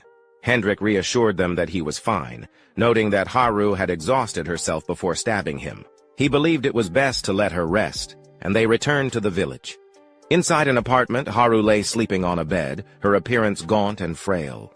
Observing her condition, Hendrik speculated that she might be malnourished, having repeatedly pushed herself beyond her limits. He wondered if she would attack him again upon waking. Jin Huk suggested that she might, noting that her story resembled Hendrik's own past, possibly involving one of the dragons that had ravaged her village. Hendrik reflected on the possibility that the previous owner of his dragon body might have been one of the dragons responsible for the attack on Haru's village. Accepting the burden of his body's past sins, he resolved to endure any resentment Haru might harbor toward him. Jin Huk fell silent after hearing this, then requested that Hendrik accompany him. He mentioned that he had booked the entire second floor and urged Hendrik to make himself at home until Haru woke up. Hendrik expressed gratitude, but declined, feeling he did not deserve such kindness due to the sins of his past. Before he could finish, Jin Huk cut him off sharply, exclaiming, "Do you think I give a damn about that?"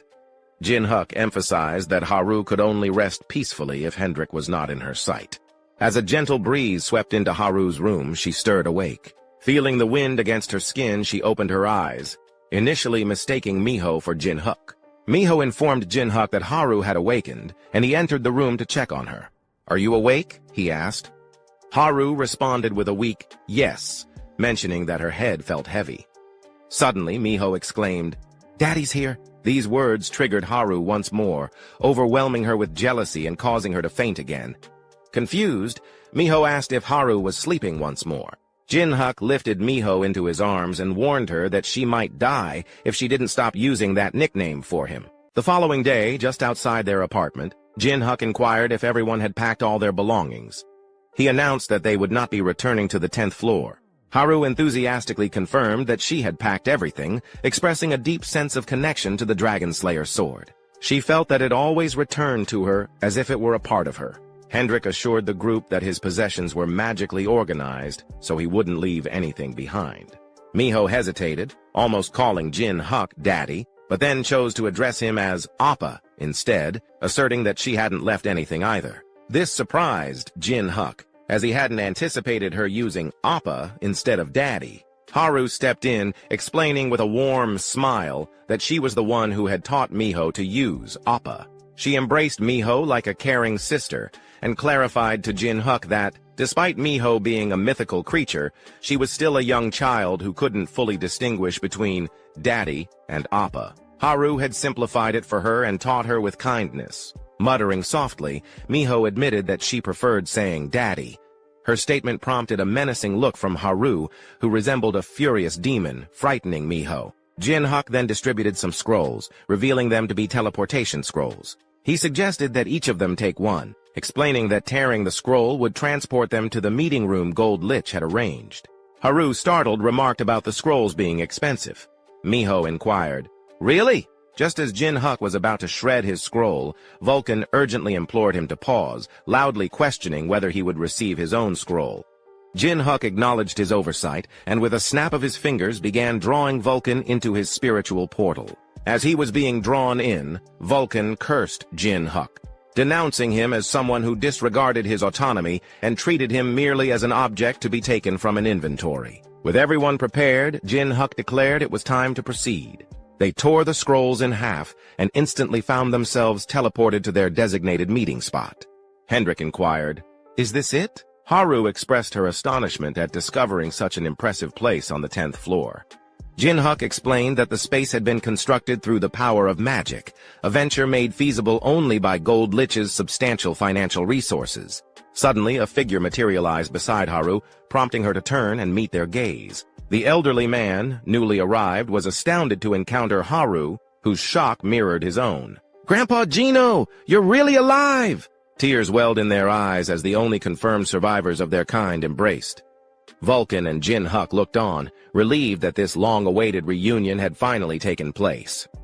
Just then, Gold Lich made a dramatic entrance, swinging the door open like a boss from a movie. He questioned why everyone was running behind schedule, inquiring about the etiquette of being 10 minutes early.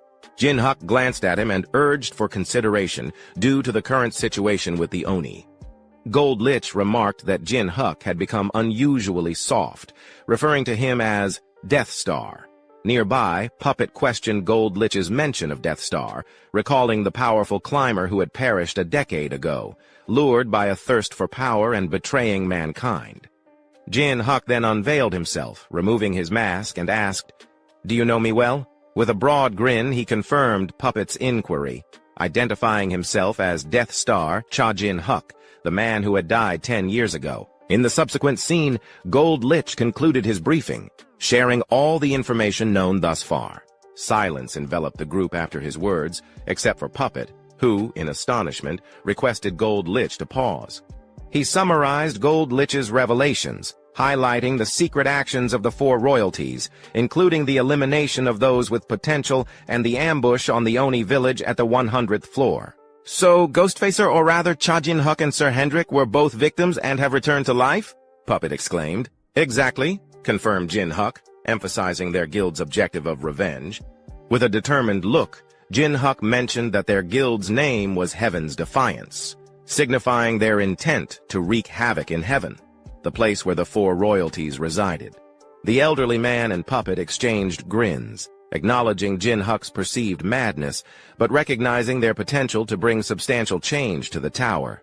After the group meeting, Gold Lich inquired about Jin Huk's future plans. Jin Huk responded by asking, "What else does a climber do?" He then answered his own query, stating his intention to continue climbing the tower. He stressed that this applied to all guild members.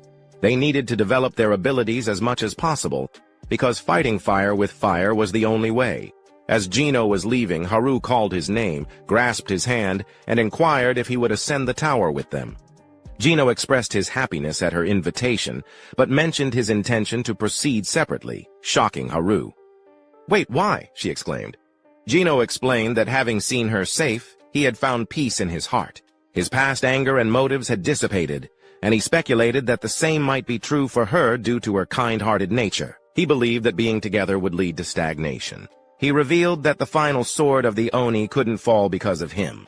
Deciding to change his name to Shadowless, he inscribed it on a scroll, renouncing his former identity as the Oni named Geno and proclaiming himself an ordinary blacksmith. He urged Haru not to forget her responsibility and anger as the last surviving Oni. Shortly after, Jin Huk arrived and respectfully informed the old man that he would give him a separate mission, though the details were not disclosed. In the next scene, Jin Huk instructed Gold Lich to establish their base on the 100th floor and investigate the Oni village. Gold Lich assured him it wouldn't be an issue and inquired about selecting a manager. Jin Huk revealed his choice, the best Oni blacksmith who had resided on the 10th floor for an extended period and possessed knowledge of its geography and characteristics. Gold Lich acknowledged the decision, then turned to Puppet, asking him to accompany the elder to the 100th floor. Puppet respectfully assured the old man of his escort with due reverence. With their destination set, Jin Huk declared it was time to depart. Striking cool poses, they exuded magnificence as Jin Huk rallied them, saying, "All right, Heaven's Defiance, let's go and live up to our name." In the safety zone of the 11th floor at the floor entrance, a portal materialized on the street. Stepping out of it, Jin Huk privately acknowledged that the 11th floor marked the true commencement of their journey. His thoughts turned to those responsible for his current state. The twins who had schemed against him, betrayed him, and caused his demise. Determined to seek vengeance, he vowed to tear them apart, regardless of how high up they were or their position within the tower. Unbeknownst to them, someone trailed behind a yellow-haired girl, previously seen in earlier chapters, silently observing their movements. On the 50th floor, the streets were bustling with activity. People were walking and talking, and amidst the conversations, a woman asked her friend if he had heard the rumor. The man, puzzled, inquired about it, to which she replied it was about Ghostface. Meanwhile, inside a beautiful building, Jin Huk found himself surrounded by a group ready to confront him. The rumor circulating about him was that he had already reached the 50th floor. The scene made it clear that Jin Huk was seen as an intruder, evidenced by the crowd's hostile intent. However, Jin Huk summoned a purple orb, awakening the dead soldiers of the Holy Kingdom as his undead shadow warriors. One by one they rose, ready for battle. The soldiers wasted no time, immediately attacking Jin Huk's enemies, causing blood to spill everywhere. Suddenly, assassin-class climbers attempted to ambush Jin Huk from behind, unaware that, despite being a necromancer, Jin Huk was powerful, and his comrades were equally formidable. Miho and Haru quickly went on the offensive. countering the ambush and leaving the attackers bewildered by the sudden appearance of these allies before they perished in a massive explosion. From a different angle, the entire battlefield was visible, showcasing the sheer size and strength of Jin Huk's shadow army. An orange-haired man observed the chaos, his expression twisting in anger. Gritting his teeth, he questioned the situation. Why was this happening? After all, he was the branch manager. Preparing to join the fray, a green aura enveloped him as he declared his intention to fight back. Despite his appearance, he was the branch manager of a guild affiliated with the Holy Kingdom. He began casting a spell, summoning roots from the ground that combined with rocks to form a golem. As the golem fully formed and stood menacingly behind him, the man laughed confidently, commanding it to protect his proud nation. Vulcan was taken aback by the sight of the golem, and Haru noted that it was a 120th floor monster. The orange-haired man, brimming with confidence, grimaced as he declared that the tables had turned now that he had successfully summoned the golem. Just as he was about to command the golem to annihilate the fools disrupting the Holy Kingdom's coalition, his hopes, along with the golem, were shattered by Jin Huk's most powerful ally, Hendrik, the dragon hunter, who had now been reincarnated into the body of a dragon. The orange-haired boy was stunned. The golem, which he believed to be invincible, had been effortlessly destroyed. Worse, he was unaware that Jin Huk was right behind him, only realizing Jin Huk's presence when he felt a hand grip his neck, lifting him like a doll. Jin Huk revealed that the orange-haired boy belonged to the Shikari branch on the 50th floor. Gasping for breath, the man asked if Jin Huk intended to make the Holy Kingdom, the 9-star, his enemy. Jin Huk replied coldly, "No, why would I?" before crushing the man with a clenched fist, stating, "I already became their enemy 10 years ago. Whenever Ghostface broke my climbing record, the affiliated guild on that floor was reduced to ashes. Could it be, is Ghostface that strong?" Jin Huk then removed his mask and commented, "Our task here is done." Turning to his companions, he commanded, "Continue destroying them and their plans." The next day, as Jin Huk and his companions walked through the streets, people recognized him and his guild members, Heaven's Deviants. He had gained a reputation for attacking 9-star affiliated guilds. Jin Huk turned to Bal and asked for his opinion on the quest, noting that he didn't see the need to reach the 100th floor. Hendrik pointed out that Jin Huk was revealing too much information about himself, and Vulcan added that even though Jin Huk had erased all traces of magic up to the 40th floor, Haru questioned if he was doing it intentionally. Jin Huk responded affirmatively, explaining that he was tired of raiding their guilds and gathering information. Instead, he intended to draw them to him. He then opened his status window displaying name, Jin Huk, class, Spirit Master, subclass, All Master, physical type, mana, stats, strength 78, +33, HP 76, +33, agility 77, +33, intelligence 112, +33, mana 136, 48, demonic energy 0, shonen, divine power 6. His traits included gluttony and all-rounder, and his skills were combined tolerance and enhanced endurance. With this knowledge, Jin Huk realized that even if ambushed, he would manage thanks to his demonic energy and divine power. Despite his current weaknesses, these powers would serve as significant assets, even if a climber from a higher floor attacked. However, he acknowledged his shortcomings in weaponry, prompting Hendrik to advise against being greedy. Hendrik reminded Jin Huk that he already possessed a weapon crafted by Shadowless, and obtaining a superior one would be difficult unless they reached a higher floor. Haru, worried about her grandfather, Shadowless, grew visibly sad. Miho noticed and pointed out to Hendrik that he had upset her, leaving him surprised. To cheer Haru up and to acquire a new weapon for himself, Jin Huk suggested visiting the black market on the 51st floor, known for its rare and hard-to-find items unavailable in regular auctions. He promised Haru something from the auction if she found anything she liked, which brightened her mood. Miho also expressed interest in getting something. Inwardly, Jin Huk reflected on Haru's happiness, regretting not buying her something sooner. Just then, a voice called out, "Oh, shopping? Great idea!" followed by a red, round object being thrown near them, emitting a blue light. Jin Huk instantly recognized it as a bomb, and a massive explosion erupted. Fortunately, Jin Huk avoided the blast, but suddenly a gun was aimed at him from point-blank range. He barely noticed it before the owner fired without hesitation. Reacting swiftly, Jin Huk dodged the shot, which was powerful enough to demolish buildings. He was stunned by the small gun's immense power, realizing that without his mask's protection, he would have died. The girl who shot him seemed slightly disappointed, though her expression remained indifferent despite Jin Huk's evasion.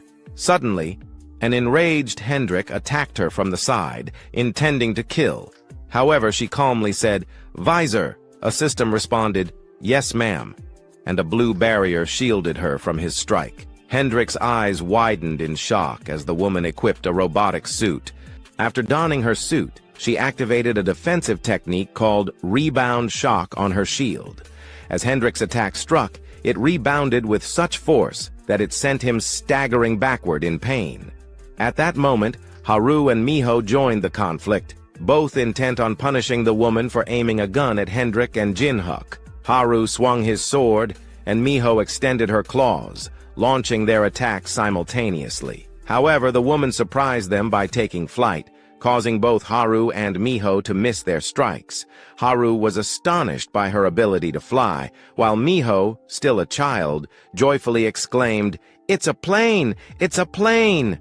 Suddenly, red spheres descended from the sky, landing on top of the two girls. The spheres opened, releasing a bright light followed by a massive explosion, rendering the girls unconscious and causing Miho to revert to her fox form while still airborne. The blonde woman remarked, "I had high hopes for the super rookie Ghostface and his group, but I'm disappointed. Is this all they can offer? Of course not." Jin Huk and Hendrik responded simultaneously as they slashed at the girl, forming an X-shaped attack at close range. The attack was both beautiful and powerful, and they walked past her, exuding confidence and certainty in their victory. However, to their shock, a gun was suddenly aimed at both of their heads. It was the blonde woman, completely unfazed by their previous assault. Jin Huk realized with dismay that the battle wasn't going to end as easily as he had thought. The two men quickly moved away from the gun, but the woman did not shoot. Instead, she told them, "Don't be upset. I have something to discuss with you." Moments later, they found themselves on the roof of a building where the woman removed her mask and introduced herself as Shane, a skilled bounty hunter. Upon hearing the term bounty hunter, Jin Huk inferred that he and his team had bounties on their heads and wondered which of the climbers on the mere 50th floor had put a price on them. Shane then told them, "You don't need to introduce yourselves. I already know the super rookie Ghostface and his comrade the Strange Dragon." With a confident smirk, she declared, "You are my prey." Annoyed, Hendrik pointed his sword at her and asked if those were her final words. She simply laughed and stated that she had changed her mind, proposing a bet instead. This bet, she claimed, could benefit everyone. Hendrik, visibly irritated, inquired about the bet. She explained that if Jin Huk and Hendrik won, she would disclose who had placed the bounties on their heads. This revelation shocked Jin Huk, who hadn't expected her to share such information. Conversely, Hendrik leapt into the air, poised to strike her with his sword, declaring that he could no longer listen to her. But Jin Huk urgently shouted for him to stop, explaining that if she had the backing of the 9-star or the 4 royals, their journey, which had only just begun, could become perilous. Therefore, they needed her information and had to listen to her. Reluctantly, Hendrik halted. Shane asked if they were now negotiating. Jin Huk then inquired about the nature of the bet. She donned her mask again and suggested that battling a formidable opponent is always enjoyable. Her bet was for them to fight right there and then with everything they had. Hendrik, both shocked and frustrated, wondered why they had stopped if they were going to fight anyway. She clarified that the fight had conditions. No matter who won, all 3 of them must remain alive, as Jin Huk and Hendrik needed her for information, and she did not intend to kill them either. Hendrik was surprised by her insistence on not killing each other and pondered her true motives. She continued, stating that since it was 2 against 1, Ghostface was not permitted to summon his undead soldiers. He agreed, promising not to summon them while internally vowing to uncover her plans after defeating her. With a confident, menacing grin, Hendrik asked if she meant that she just needed to stay alive, even if he severed all her limbs. With the conditions set, it was time to fight. As the battle began, a weapon-equipped drone appeared behind Jin Huk, targeting and firing at him, which he deftly dodged. Jin Huk, unimpressed, referred to the drone as a toy while retrieving something from his coat. However, Shane approached from behind, aimed her gun, and asked if he had forgotten about her. She then fired, but Jin Huk quickly used his soul shield to block the attacks. At that moment, Hendrik dashed menacingly toward her, ready to strike. Shane, however, seemed unfazed, as if she had anticipated his move. Before Hendrik could land his slash, she began to vanish from her spot, leaving them flabbergasted, their eyes wide open in shock. Hendrik's attack then collided with Jin Huk's shield instead. Both Jin Huk and Hendrik were stunned, their eyes wide as the forceful strike redirected and caused significant damage to the surroundings. Shane mocked them, commenting on their poor teamwork and wondering if their individual prowess had kept them from ever needing to cooperate. Suddenly, Hendrik and Jin Huk began arguing, grabbing each other's collars. Jin Huk yelled, calling Hendrik a bastard and questioning why he couldn't see that he had blocked her attack.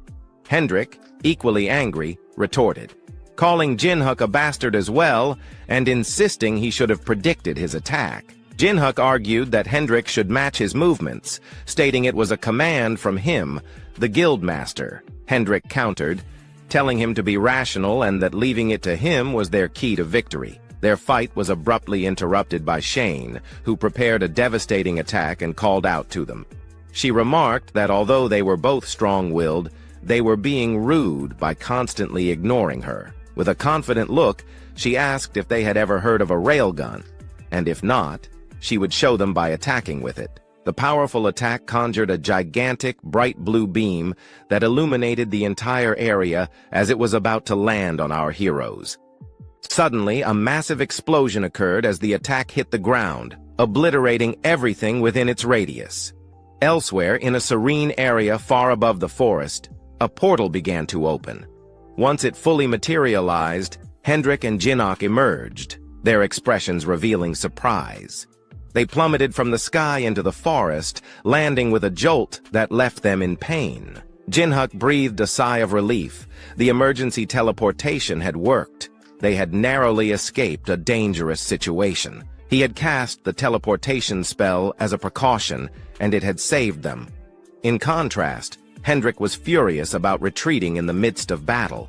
He angrily questioned Jin Huk's actions, but Jin Huk quickly silenced him by covering his mouth. Looking up, Jin Huk noticed a drone overhead, recognizing it as part of Shane's equipment. He surmised that Shane was using advanced skills and weapons, prompting him to wonder about her true identity. Recalling Shane, Jin Huk realized she was not from Earth. He explained that since the tower connected multiple worlds and dimensions, Shane likely hailed from another dimension with more advanced technology. This explained her superior technological abilities.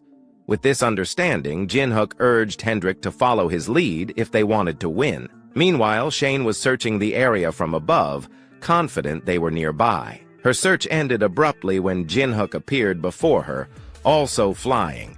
She grinned, surprised at his sudden appearance, and mockingly asked if he had given up.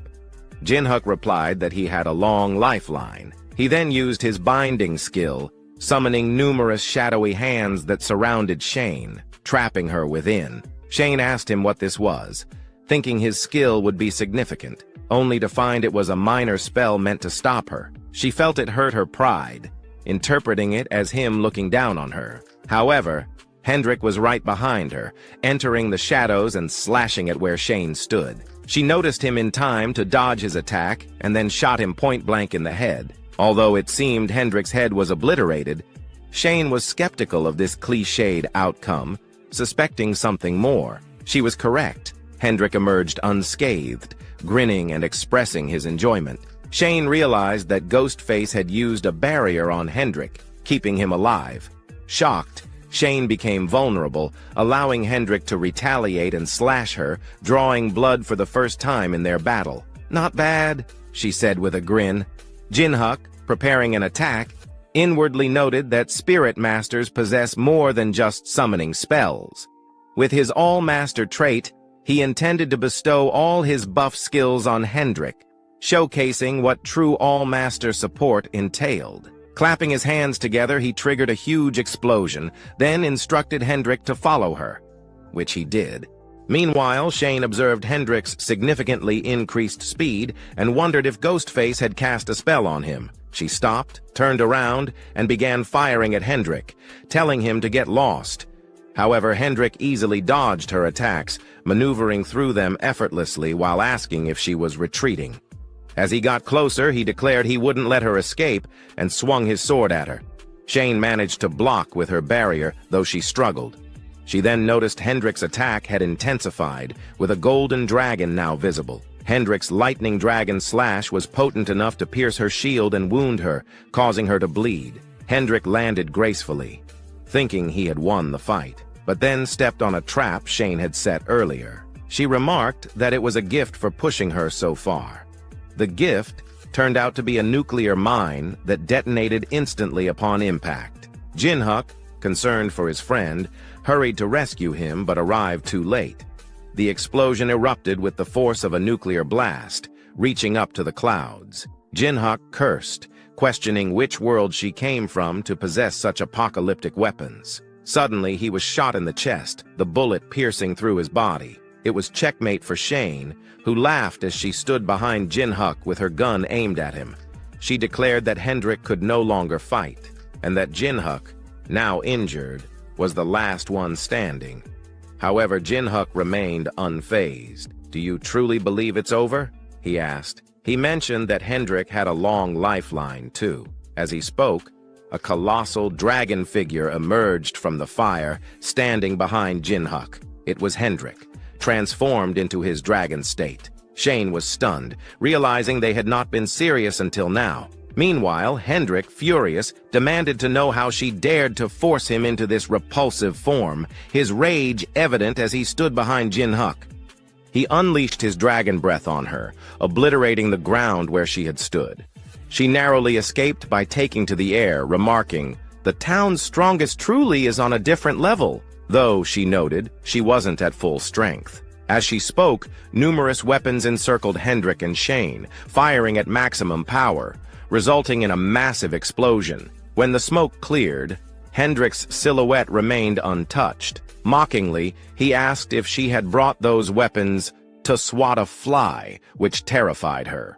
Then, he soared into the air with his enormous dragon body, reminding her of their promise not to kill each other and urging her not to make him break it. Flying at the same altitude as Shane, he prepared another dragon breath attack. She retorted, "Do you think I can't block it?"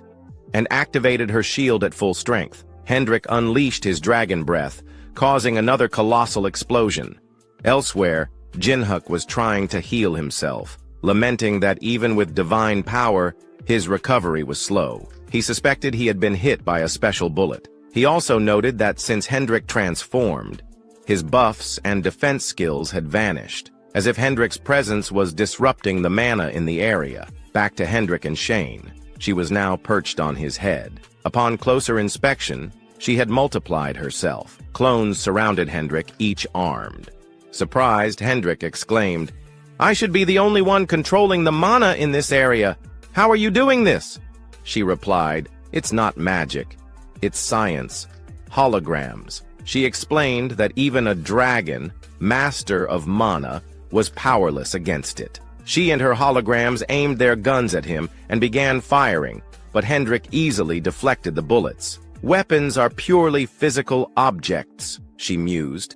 Irritated and slightly angry, Hendrik informed her that no matter how many times she fired, it would be ineffective. As he spoke, he conjured a powerful roar that halted her actions. Suddenly, she summoned a massive sniper rifle, aiming to bring the dragon down.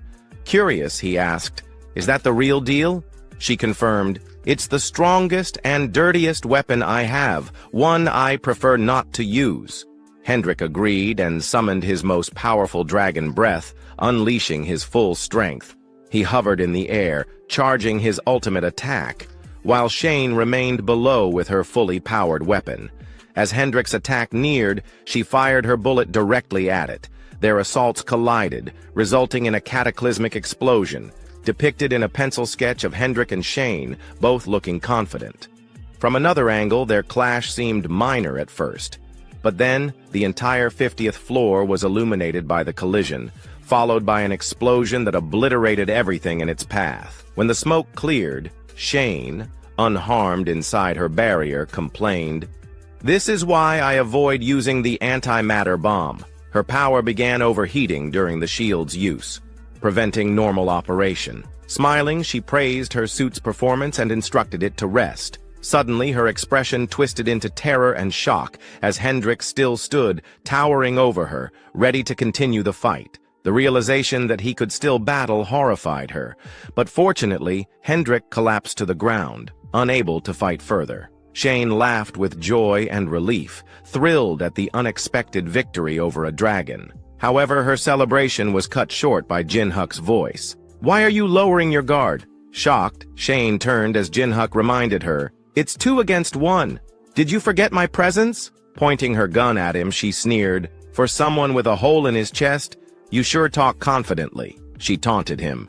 "Do you think your handsome face under that Oni mask will change anything?" This was the first time she'd seen Jin Huk's face.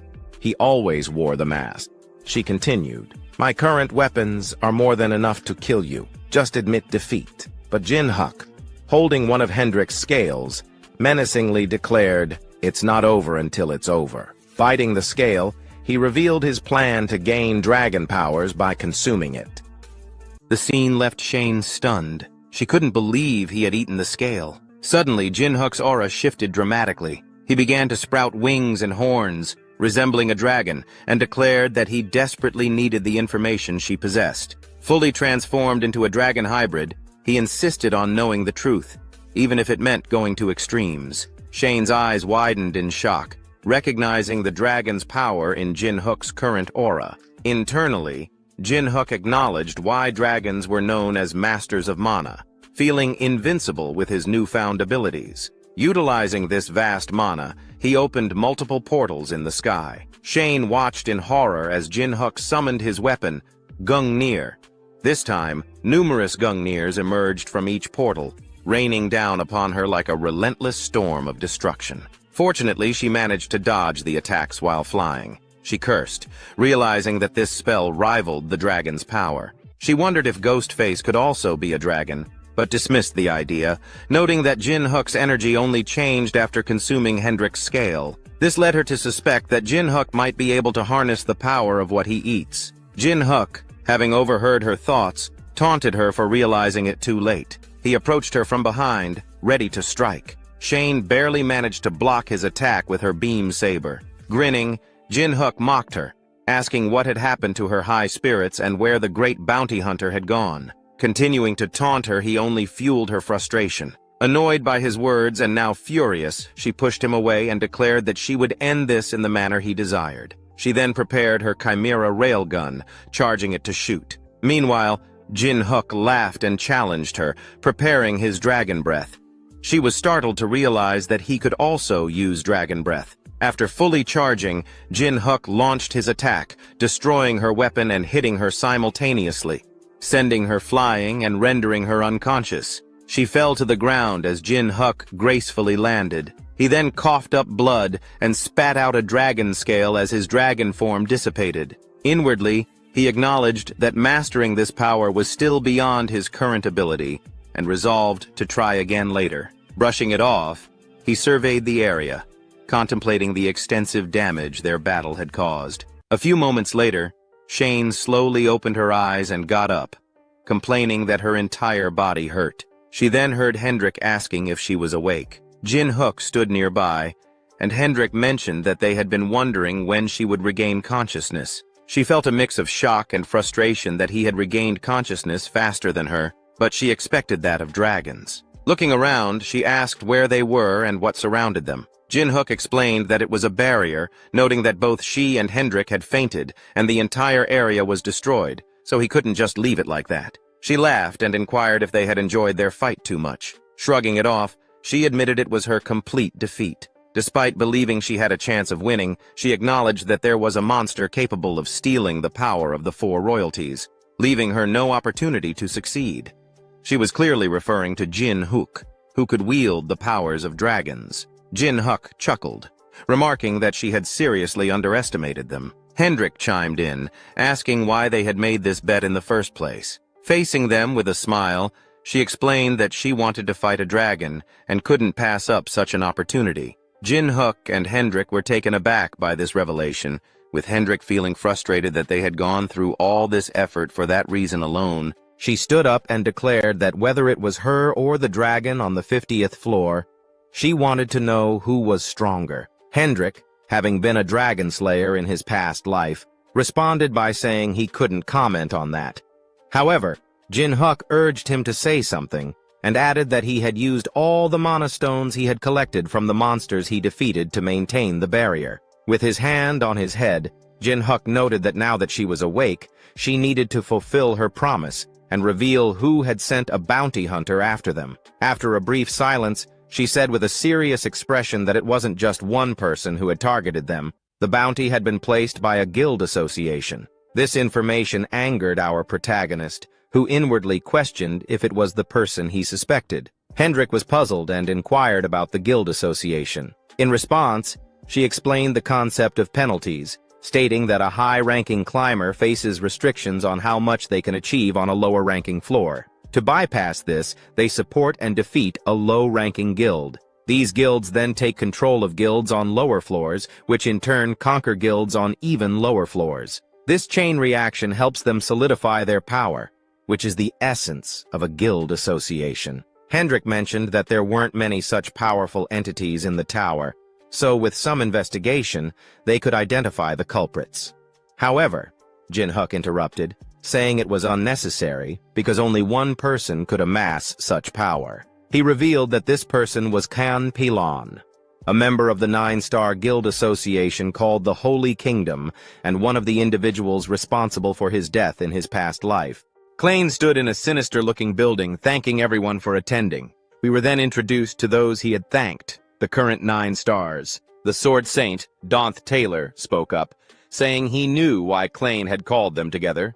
He mentioned hearing that the affiliated guild of the precious Holy Kingdom had been raided. The Archmage Merlin chimed in, asking if the attacker was Ghostface, a powerful climber on the 50th floor. Then, the Poison King, Dang Joan, questioned the situation on the 50th floor, doubting that such a lowly person could have carried out the attack. Suddenly, Carmen stomped her foot on the floor, releasing her aura in anger as she interrupted them. "Are you all done talking?" she asked sharply. "Quit acting tough," Taylor retorted as he began to draw his sword confidently, asking if Carmen wanted to fight at that moment. Ken intervened, asking Taylor if he could guarantee that his own affiliated guild wouldn't be the next one ambushed. Taylor had no response. Klain continued, stating that they had confirmed Ghostface was a growing weed with a disturbingly twisted expression.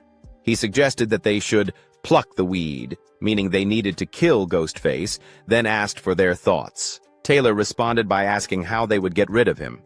Would they all go down there personally to take care of it? No, Klain answered, explaining that the penalty for such an action would be too great. Instead, they would have to rely on a freelancer. Klain also revealed that he had already chosen who to send.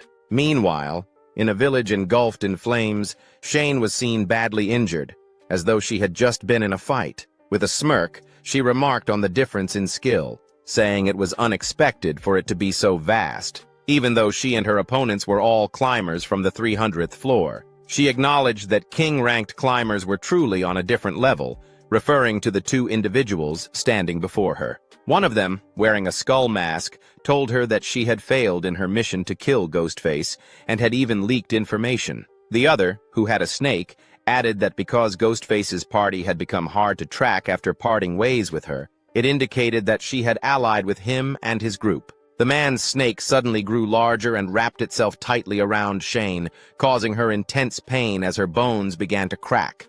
Then, the snake lunged at her as if it were about to devour her. It was unclear whether she was actually eaten. Elsewhere, Haru seemed to be in a completely different realm, hearing a voice calling out, "Save me! Save me!" The cry grew louder, jolting her awake and revealing that she had been dreaming. Noticing her expression, Jin Huk asked Haru if she was okay. She turned around and saw Jin Huk and the fox girl, then asked about Shane and Hendrik, wondering why they weren't there. Jin Huk explained that Hendrik had left earlier to gather information. Since the people pursuing them were serious, it seemed Hendrik was doing reconnaissance based on the intel Shane had provided. Jin Huk then noticed that Haru appeared to be feeling better, so he suggested they get going. When she asked where they were headed, he smiled and asked if she had forgotten. Their next destination was the black market on the 51st floor. In the business district, people were enjoying themselves, looking happy and carefree. Miho glanced around, spotted something she liked, and asked Jin Huk if she could eat it. He agreed, saying there was still time left before the black market opened. While Miho felt excited, Haru seemed distracted, lost in thought about the strange dream she'd had earlier. Noticing her troubled expression, Jin Huk asked if something was wrong and whether she was going to eat anything. She apologized, explaining that she was just thinking about something. At that moment, Miho shouted, "Look at this!"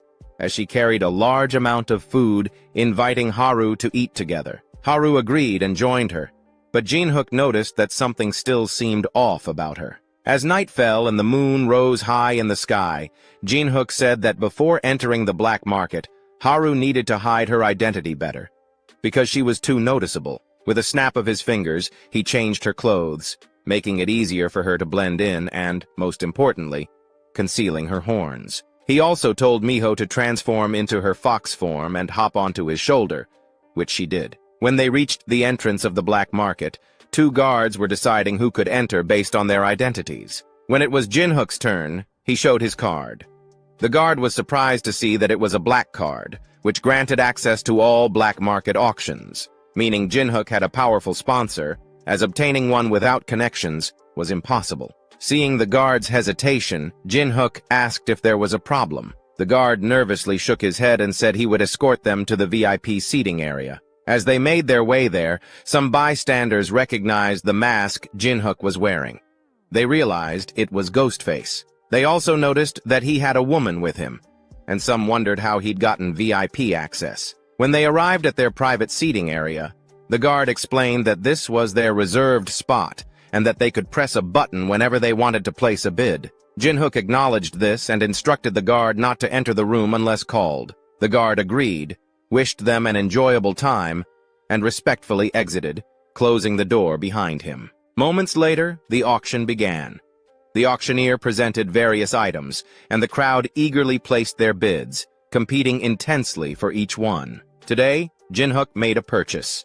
A summoning-type trinket for 350,000 gold. He remarked that there weren't many interesting items to buy, and Haru agreed, noting the large crowd of people on the lower floor. Inwardly, Jin Huk felt uneasy. So many people gathered here likely meant something big was about to happen. Then, the auctioneer announced the next item, claiming it to be particularly valuable. The moment Haru saw it, her eyes widened in shock and anger. Without hesitation, she sprang up and leaped off her seat. "Where are you going?" Jin Huk shouted after her, but she didn't respond. She dashed toward the item, an urgent voice echoing in her mind. "Save me! Save me!" Again and again, just like in her dream. And that voice seemed to be coming from the item. As she approached the item, two guards stepped into her path, blocking her and sending her sliding back. She drew her weapon and attacked again, but one guard, a skilled swordsman, deflected her strike, causing her to stumble. Suddenly, a pig-like man appeared and demanded to know how she dared to touch something he had set his eyes on. Just then, an angry Jin Huk arrived, glaring at the pig-like man. "You should be the one backing off.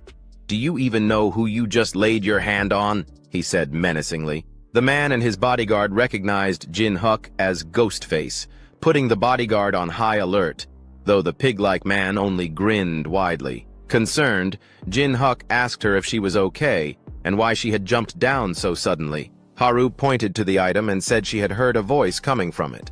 The auctioneer, unfazed by the commotion, chuckled and explained that things could get chaotic when valuable items were up for bidding. To keep the excitement going, he revealed the item by lifting the blanket. Haru's eyes widened in recognition. It was a flower accessory in the style of the fallen Oni tribe, reminding her of the Oni children from her village, especially a little girl who had worn a flower on her head. Her gaze sharpened with anger. "How dare they sell an item from my tribe at a mere auction?" she muttered. Jin Huk placed a reassuring hand on her shoulder. "Trust me," he said. Meanwhile, the auctioneer announced the starting bid at 100,000 gold. The bids quickly rose to 150,000, then 200,000, and soon 250,000. But all those bids were dwarfed when the pig-like man offered 1 million gold, shocking the auctioneer. Smirking at Haru, the man taunted, "Looks like another rare species will be added to my collection. It's a pity I couldn't get my hands on an Oni corpse, but maybe this will do." He laughed again. Haru, ready to attack, thought to herself that she couldn't let the item fall into his hands.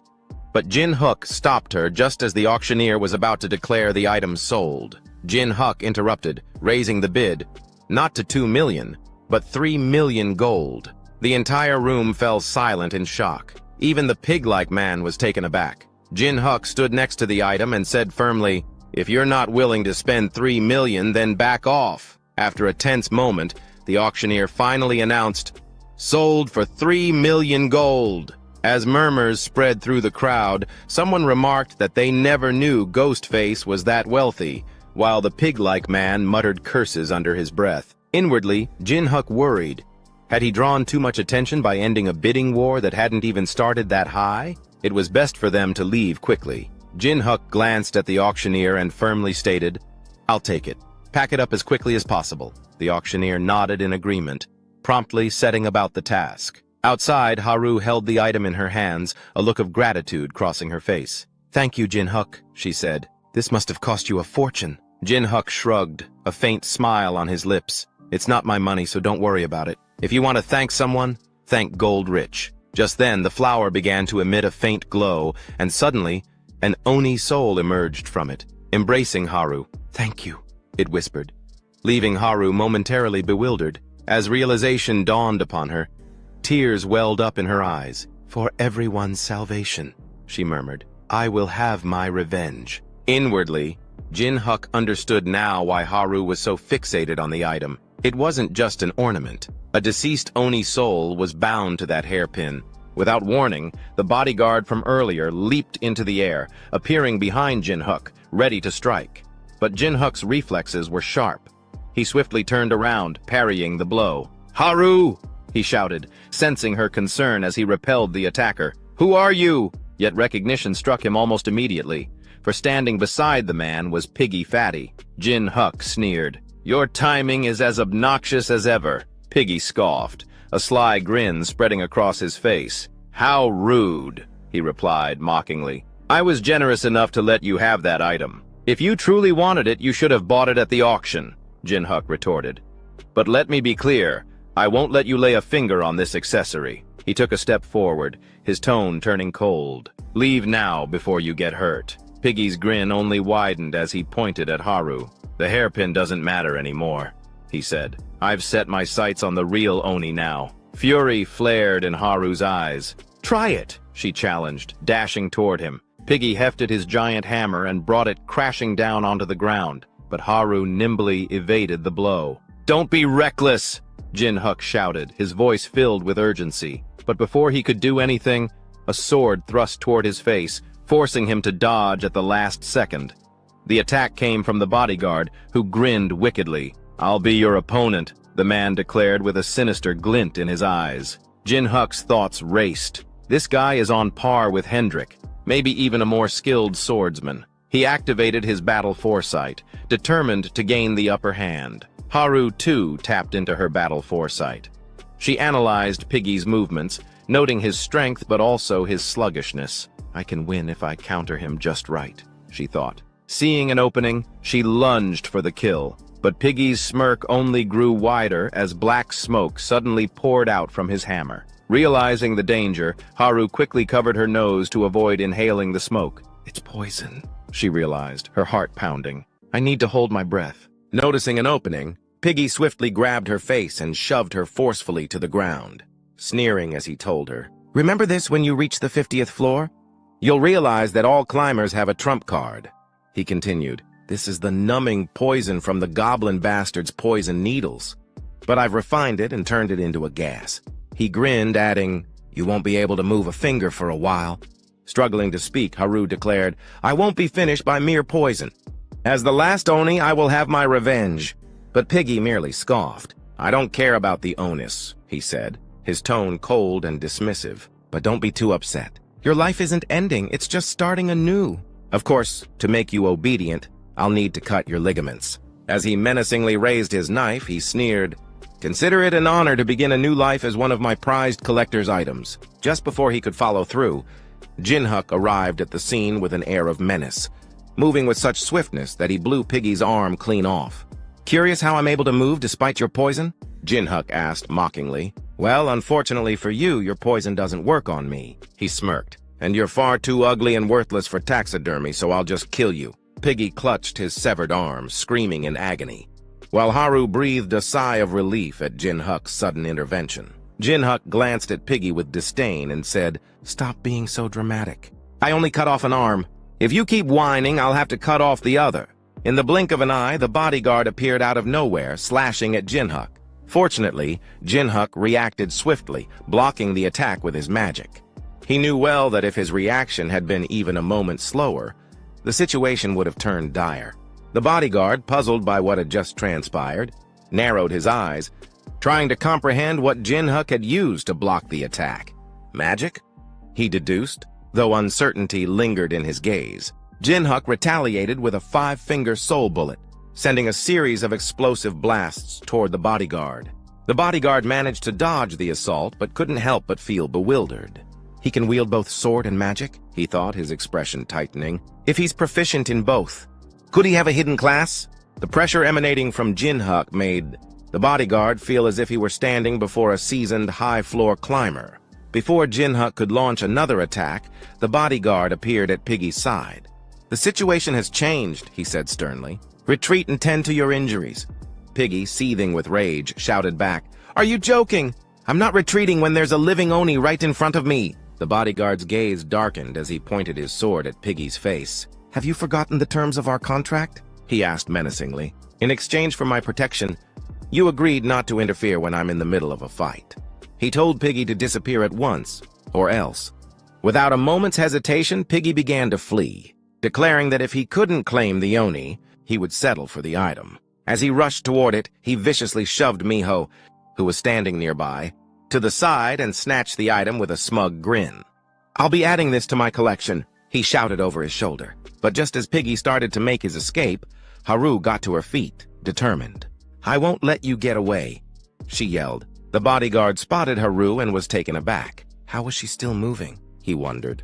Had the gas-type poison's effects worn off more quickly than expected? Leaping toward her, he declared, "I won't let you chase after Piggy!" But as he swung his weapon to cut her down, Jin Huk intercepted the attack, blocking it with ease. "Where do you think you're going?" Jin Huk asked, his voice icy.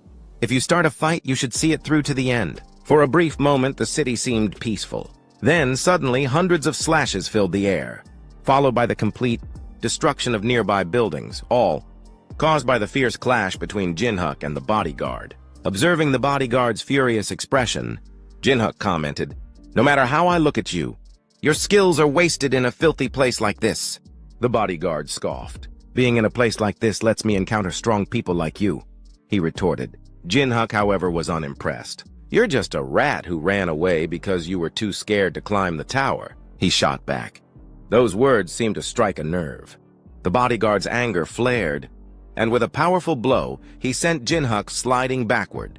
As he dashed forward to continue his assault, he shouted, "You don't know anything!" Unleashing a flurry of air slashes, he caused massive explosions to erupt across the battlefield. Yet Jin Huk reappeared beside him, completely unscathed. "You're weak," he declared coldly, slashing the man and leaving him coughing up blood as it poured from his wounds. The bodyguard's mind flashed back to his past, to the tower's true nature. The time he reached the 431st floor, a realm steeped in fraud, deceit, and betrayal, where only the lowest forms of humanity thrived. It was there that he lost his sight, betrayed by a supposed ally who left him for dead. Returning to the present, he screamed, echoing Jin Huk's earlier words. "This place is disgusting." He steadied himself, readying for his next attack, and snarled, "At least here, the people don't bother to hide their filth from one another." Once again, Jin Huk evaded the attack, which slammed into the ground instead, sending a rippling, explosive shockwave through the earth. Jin Huk then spoke, his voice cold and resolute. "I know that feeling all too well. I was betrayed and killed. I know exactly what that feels like." The bodyguard's eyes widened in shock and confusion as he stammered, "What?" Jin Huk continued, his gaze piercing. "You know your mentality is weak as hell. If you were truly strong, you would have climbed higher and crushed the ones who betrayed you." As the last word left his lips, Jin Huk launched forward, delivering a powerful punch that sent the man flying. He crashed through several buildings before finally coming to a stop. Jin Huk stood firm, his tone unwavering as he declared, "I won't run away like you did. I'm going to destroy those betraying bastards." As he finished, he summoned his shadows, which surged forward to attack the fallen man. Meanwhile, Piggy was still running, cursing Ghostface, and vowing to get his revenge on him and Haru. He was just a few steps away from reaching the main street, and he thought that if he could blend into the crowd, Ghostface wouldn't be able to find him. His relief was palpable as he neared the street, but that moment of joy was cut short in an instant. Haru appeared, slashing him in half. Glancing back at his severed form, she said with a hint of disdain, "Goodbye. You won't be collecting anything anymore." But then she froze, her eyes narrowing in surprise as a gold card fell from Piggy's clothes. Back at the battle between Jin Huk and the bodyguard, the injured man spoke, his voice strained. "Why didn't you finish me?" Jin Huk responded coldly. "You still have something you need to do, don't you? You need to crush the bastards who did that to you." The bodyguard's expression shifted from shock to a faint smile as he replied, "When I'm done, I'll come find you. You'll regret not killing me." Jin Huk smirked, his voice filled with anticipation. "I look forward to it." Hours later, back at the auction house, Vulcan teased Jin Huk. "So trying to act cool by sparing your enemy? What's the matter? Did you empathize with him as a fellow Avenger?" Jin Huk shot him a glare. "Shut up." Just then, Haru arrived, and Jin Huk asked with concern, "Are you okay?" Vulcan interjected, "What about Piggy? What happened to him?" Haru replied casually, "I killed him." She then reached into her pocket, revealing the gold card that had fallen from Piggy, and handed it to Jin Huk. Vulcan leaned in, his curiosity piqued. "Is that a card?" "It looks similar to the one you use." Jin Huk examined the card closely, frowning slightly. "It seems to be connected to the auction house, but I can't make any transactions with it. Cards like these are usually just a pass, permit that grants access to high-ranked auctions." With a devious smile, Jin Huk couldn't help but feel a surge of excitement. He knew there was a chance to acquire a truly rare item. At that moment, Haru approached him with a sorrowful expression, apologizing for her earlier outburst and acknowledging that her actions had nearly endangered everyone. Jin Huk gently tapped her head and reassured her, empathizing with how much that hairpin meant to her. "It's okay," he said softly. "I understand. I can handle this much. But remember, there are times when you must keep your emotions in check for the sake of your revenge." Haru's spirits lifted slightly, and she nodded, responding with a quiet yes. As they arrived at the entrance, Jin Huk presented a card to the guard, whose eyes widened in shock upon seeing the secret pass. Jin Huk remarked, "I hope the level of this auction matches the standards of this card." The guard, clearly nervous, nodded quickly and ushered them inside. Upon entering, Vulcan commented, "There aren't as many people here as before." Jin Huk explained, "That's to be expected. This is a secret pass event, so not many people are granted access." The auctioneer then took the stage, his voice ringing out as he announced, "This is the final item for today. Are you all prepared for the main event?" The anticipation in the hall was palpable, with various beings, including an actual pig and other races, eagerly awaiting what was to come. Inwardly, Jin Huk noted the strange excitement that permeated the room. Although everyone was reading the atmosphere, there was an undeniable sense of fervor. As the tension grew, Haru noticed that the next item was contained within a cage, prompting Jin Huk to deduce, it must be a mythological creature or a divine beast. The auctioneer spoke again, raising the anticipation even further. A special finale has been prepared for everyone, the last item of the auction. As he said this, a robe was slowly lifted to reveal the contents inside. Jin Huk's breath hitched as he saw what lay within. His eyes widened and he muttered under his breath, "These people are insane. Selling a dark elf as a slave?" The elf had been secretly captured, and Jin Huk immediately noticed the intense murderous intent in her gaze. It was clear that she hadn't come here under pleasant circumstances. Yet there was something peculiar about her. Beyond the palpable malice, he could sense pure mana flowing within her, a trait typically associated with a high elf. This was highly unusual. Dark elves were a variant species, whose ancestors had been exposed to demonic energy, whereas pure mana was a hallmark of high elves, the complete opposite. These two traits shouldn't coexist. Vulcan spoke up. "It's not entirely impossible. If someone forcibly exposed a high elf to demonic energy," Jin Huk cut him off. "No, a high elf cannot be corrupted that easily. But if what you're saying is true, then perhaps this is the work of one of the four royalties. Could this be the result of their experiments?" The bidding war began quickly, escalating from 1.5 million to 1.55 million, then to 1.6 million and even 2 million. Just as the numbers continued to rise, someone abruptly placed an enormous bid of 5.5 million gold. Suddenly, feathers fluttered down into the hall, and reflected in the elf's eyes was the figure of a being with a halo over their head. The bidder was revealed to be Hamiel, an angel-ranked Netak. The moment their eyes met, the elf's expression twisted with rage. "How dare you!" she spat, her voice dripping with venom. "I will never be sold to you." Hamiel's smirk grew more sinister as she watched the dark elf struggle. The elf screamed with unyielding defiance. "Never!" Her voice echoed through the hall. "If I get out of here, you will be the first person I tear to shreds." The angel told the elf princess to stop being so angry, addressing her as princess, and urged her to consider her situation, suggesting that instead of becoming a toy for those wicked old men, being her pet would be a much better choice. The elf princess, still furious, remained silent, refusing to speak. Meanwhile, the auctioneer announced that if there were no other bids, he would close the auction at 5.5 million.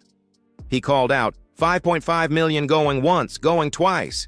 And just as he was about to finalize the sale, Jin Huk interrupted, declaring he would add 4.5 million to make it 10 million.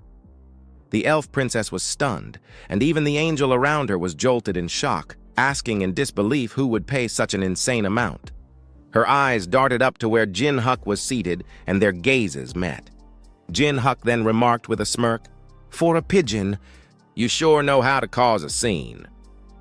The auctioneer was dumbfounded by the unexpected turn of events, and the entire audience was equally taken aback, as this was the highest bid ever placed on the 51st floor, with some finding it absolutely incredible.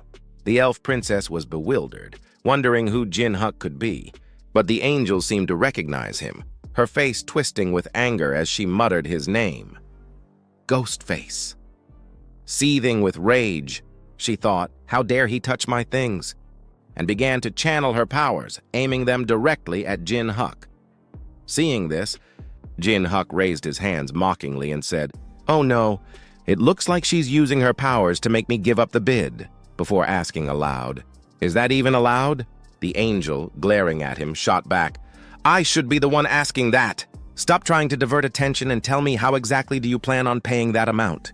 Their auras clashed, tension thick in the air, while the auctioneer stood frozen, unsure how to handle the escalating situation. The angel let out an irritated sigh and prepared to increase her bid, but before she could, Jin Huk raised his bid to 20 million gold. The room fell silent, mouths agape. Vulcan, standing nearby, exclaimed in disbelief, "Are you crazy, bidding that much?" And even Haru appeared stunned. Jin Huk scoffed, glancing at the angel, and taunted, "If you're scared, you can go ahead and kill yourself." Furious, the angel inwardly cursed him, calling him a bastard, infuriated that he wasn't backing down but was instead determined to buy the elf. Meanwhile, Jin Huk inwardly wondered why she kept staring at him with such hatred, as it made him want to gouge her eyes out. He harbored a deep desire to kill the four royalties one day, but with his current strength, that goal was beyond his reach, though when it came to money, He could still beat her, and for now, that satisfaction was enough. The angel, frustrated and fuming, spat out, "There's no way you have that kind of money in your personal account." The auctioneer intervened, announcing that if there were no further bids, the dark elf would be sold for 20 million gold. And since no one else placed a bid, Jin Huk emerged as the winner.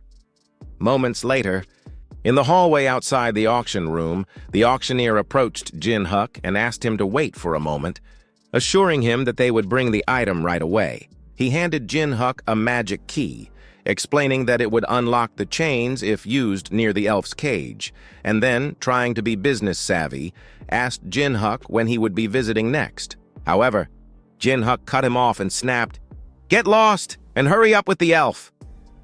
Suddenly, Haru grabbed Jin Huk's sleeve and asked, "Are you planning to use that elf as a slave?" Jin Huk, looking puzzled, replied, "Are you crazy? Why would I do that?" Vulcan chimed in, complaining, "I feel like a slave as your soldier, so what about me?" Jin Huk responded coolly, "You're a soul, not someone," to which Vulcan grumbled, "Bastard, always wanting to have the last word." Jin Huk then turned to Haru, moving closer as he asked, "Do you see me as that kind of person?" Haru shook her head and replied, "Of course not." However, inwardly she thought to herself that even she had to admit the elf was beautiful. In other words, she was jealous. At that moment, the angel appeared and interjected, "Nice to meet you," introducing herself as Hamel. Jin Huk eyed her suspiciously and said, "If you're here to take what I bought, give up. Someone already tried, and now they're dead." Hamel responded with a calm smile, "Of course not. I'm just curious," then adding, "If it's not too rude, may I ask why you bought the elf?" Jin Huk scoffed, "You know it's rude, so why ask? Even if you are one of the 4 royalties, that doesn't mean everyone will treat you kindly." Hearing his words, she walked past him and said, "I guess it can't be helped. I wanted to take my time getting to know you, but a report about you has already reached the higher-ups." The moment she mentioned the report, Jin Huk's hand instinctively went to his sword, and in his mind he swiftly cut her in half. But that violent act remained only in his thoughts. He restrained himself, knowing he couldn't afford to die yet, as even if he used everything he had to kill Hamel, whom he mockingly referred to as a pigeon, especially since she had countless penalties applied for being on a lower floor, the aftermath worried him. Certain stronger angels would come hunting. So for now, while he was still growing, a direct fight was out of the question and he had to wait and keep his anger in check. Hamel then approached Haru, complimenting her hairpin with, "That's a very pretty hairpin. It's such a shame I won't be seeing it anymore," before leaning closer, her voice softening with a menacing undertone. "In fact, it's such a shame I burned all of them personally." Jin Huk realized with a start that Hamel's real goal wasn't to question him about the elf. She was trying to provoke Haru, just as he called out to warn her. "Haru," she interrupted, "I'm fine. Jin Huk, I know now is the time to be cold-hearted." And she clenched her fists, doing her best to contain her anger. After provoking Haru, the angel Hamel smirked and, while leaving, remarked that she had a feeling they would meet again soon. She glanced back over her shoulder, her eyes gleaming mischievously, and told them she would be waiting for them on the 100th floor. Suddenly, Jin Huk shouted after her, demanding she wait and asking how much she knew about the destruction of Haru's village. However, Hamel didn't respond. She simply disappeared, leaving them standing there in silence. Inwardly, Jin Huk fumed, thinking, "I don't know what these people are scheming, but I swear I'll be coming for their necks soon enough." Later that night, on the outskirts of the 51st floor, Vulcan commanded the Shadow Soldiers to form a tight perimeter, ensuring that no one got close to Jin Huk. Meanwhile, Jin Huk spoke quietly with the elf princess, cautioning her to keep her voice down so no one else could hear their conversation. She nodded and asked what he intended to do with her.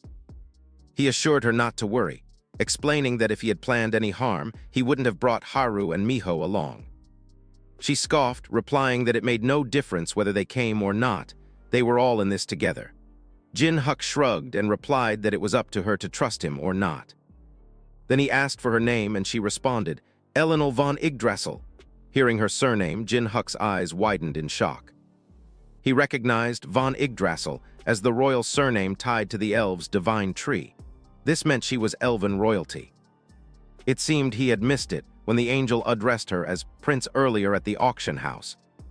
Meanwhile, deeper in the forest, a group of individuals moved stealthily, searching for Jin Huk and his companions.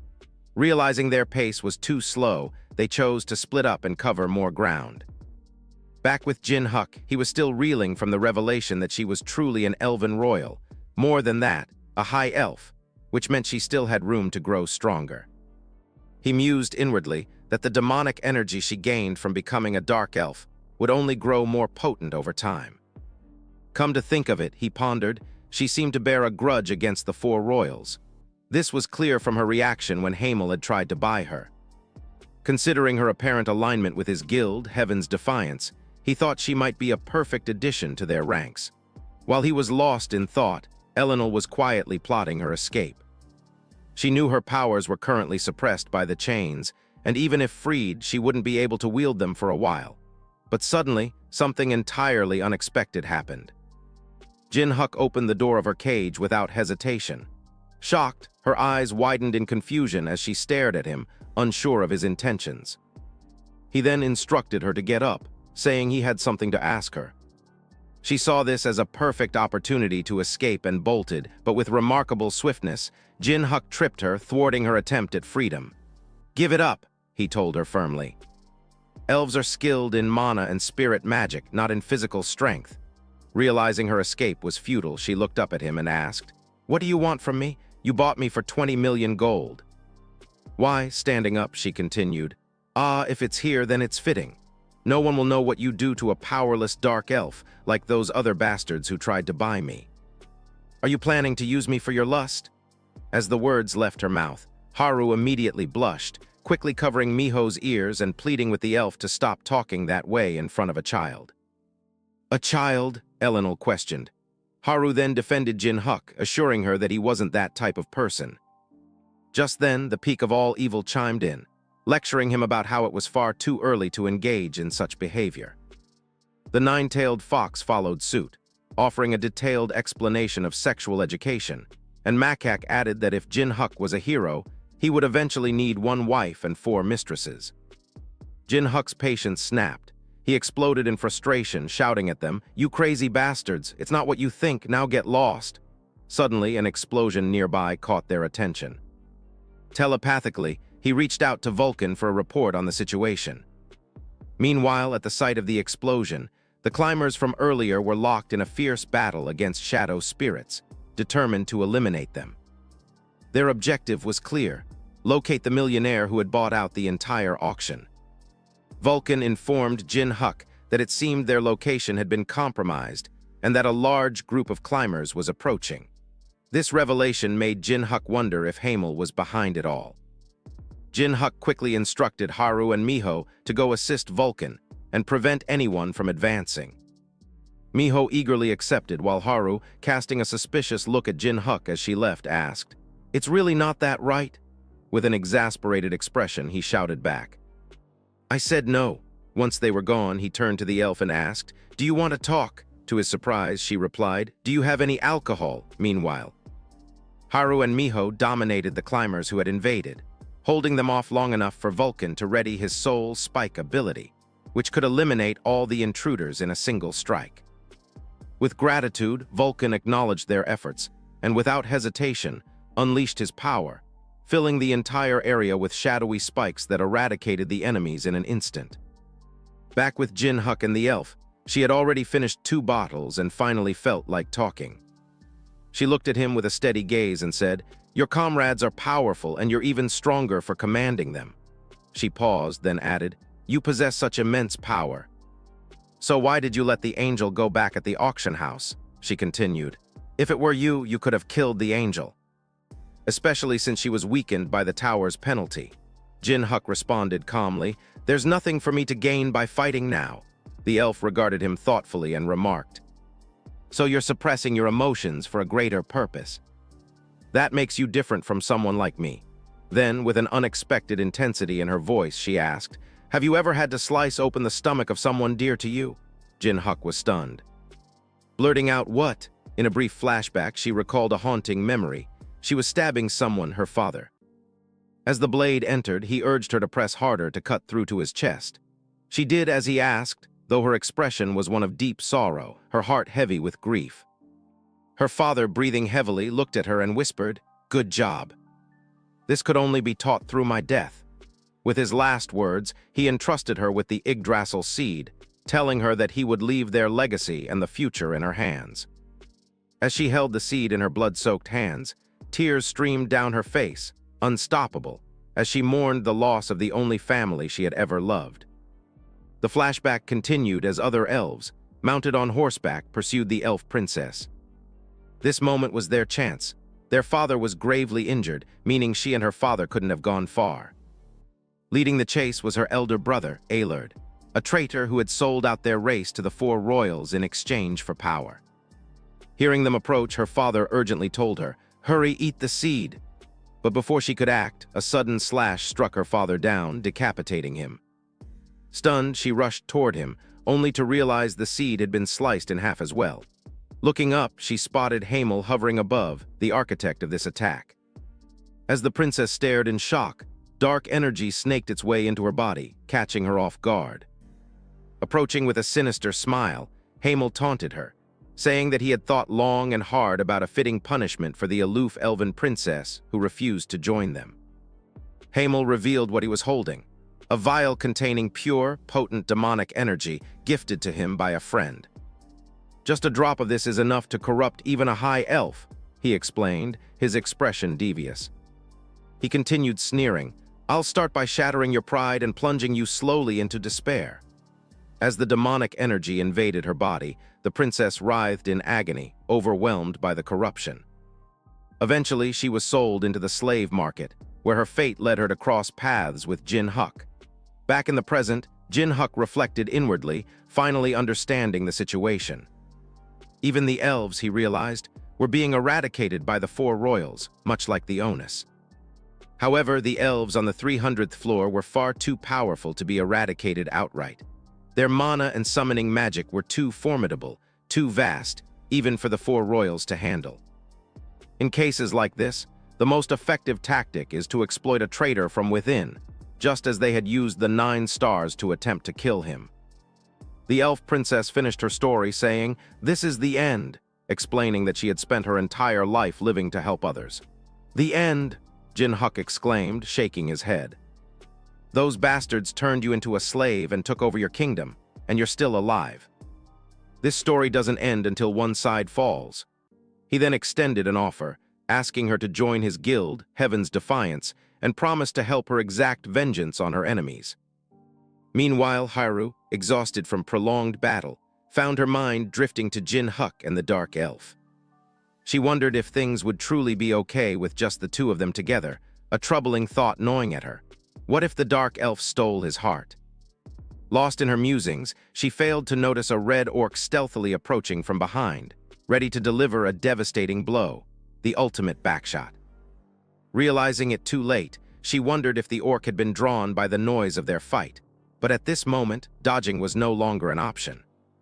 Just as the orc was about to strike Haru, a shadowy figure appeared in the distance, moving at lightning speed. In an instant, he delivered a powerful kick, sending the orc flying. Relieved, Haru recognized Jin Huk, who had come to her rescue. As he landed, he asked if she was okay. She nodded, then asked about the Dark Elf. He explained that the elf had left, which took her by surprise. The scene shifted, revealing Jin Huk freeing the elf princess from her chains. She looked at him, hesitant, and asked if he was truly suggesting that she take revenge by killing her own brothers and sisters.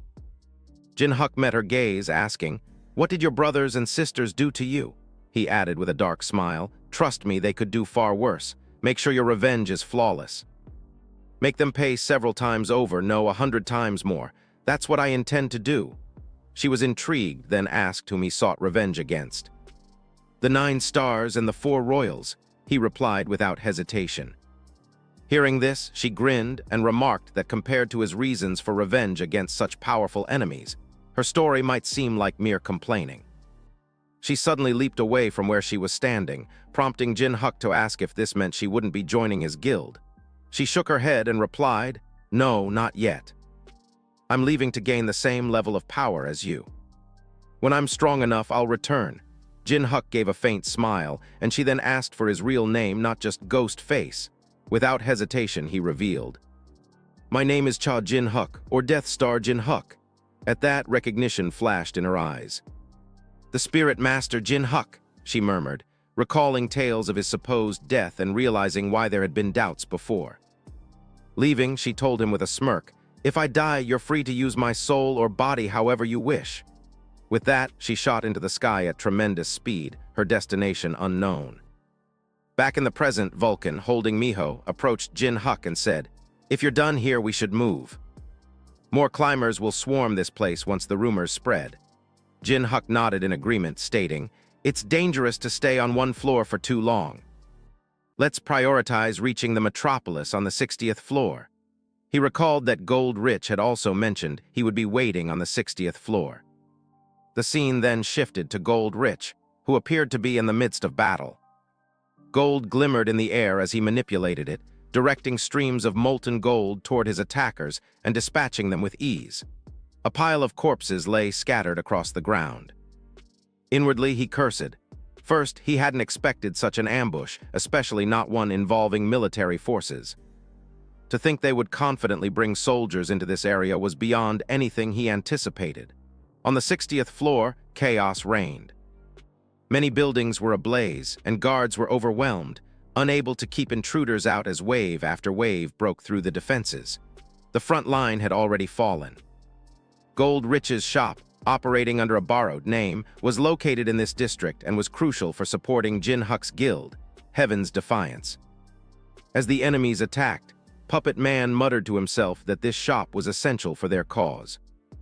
If the 9 stars discovered the connection between Gold Rich's stores and Heaven's Defiance, their alliance would be in jeopardy. He gritted his teeth, determined to prevent Gold Rich from being implicated. Summoning his puppet, Puppet Man unleashed it upon the attackers, watching as it sliced intruders in half. Suddenly, a massive figure leaped into the air, laughing loudly as he shouted, "You're mine!" With tremendous force, he landed on the ground, creating a shockwave of destruction. He landed precisely where Puppet had been standing. Impressed that the puppet managed to dodge the blow, he sneered, "Not bad for a weak puppeteer." This man was Ho Yan, also known as Giant Hippo. Recognizing him as a guild master, Puppet Man's expression shifted to one of nervous apprehension, realizing now the full extent of his enemy's resolve. "These bastards really intend to burn this place to the ground," he thought.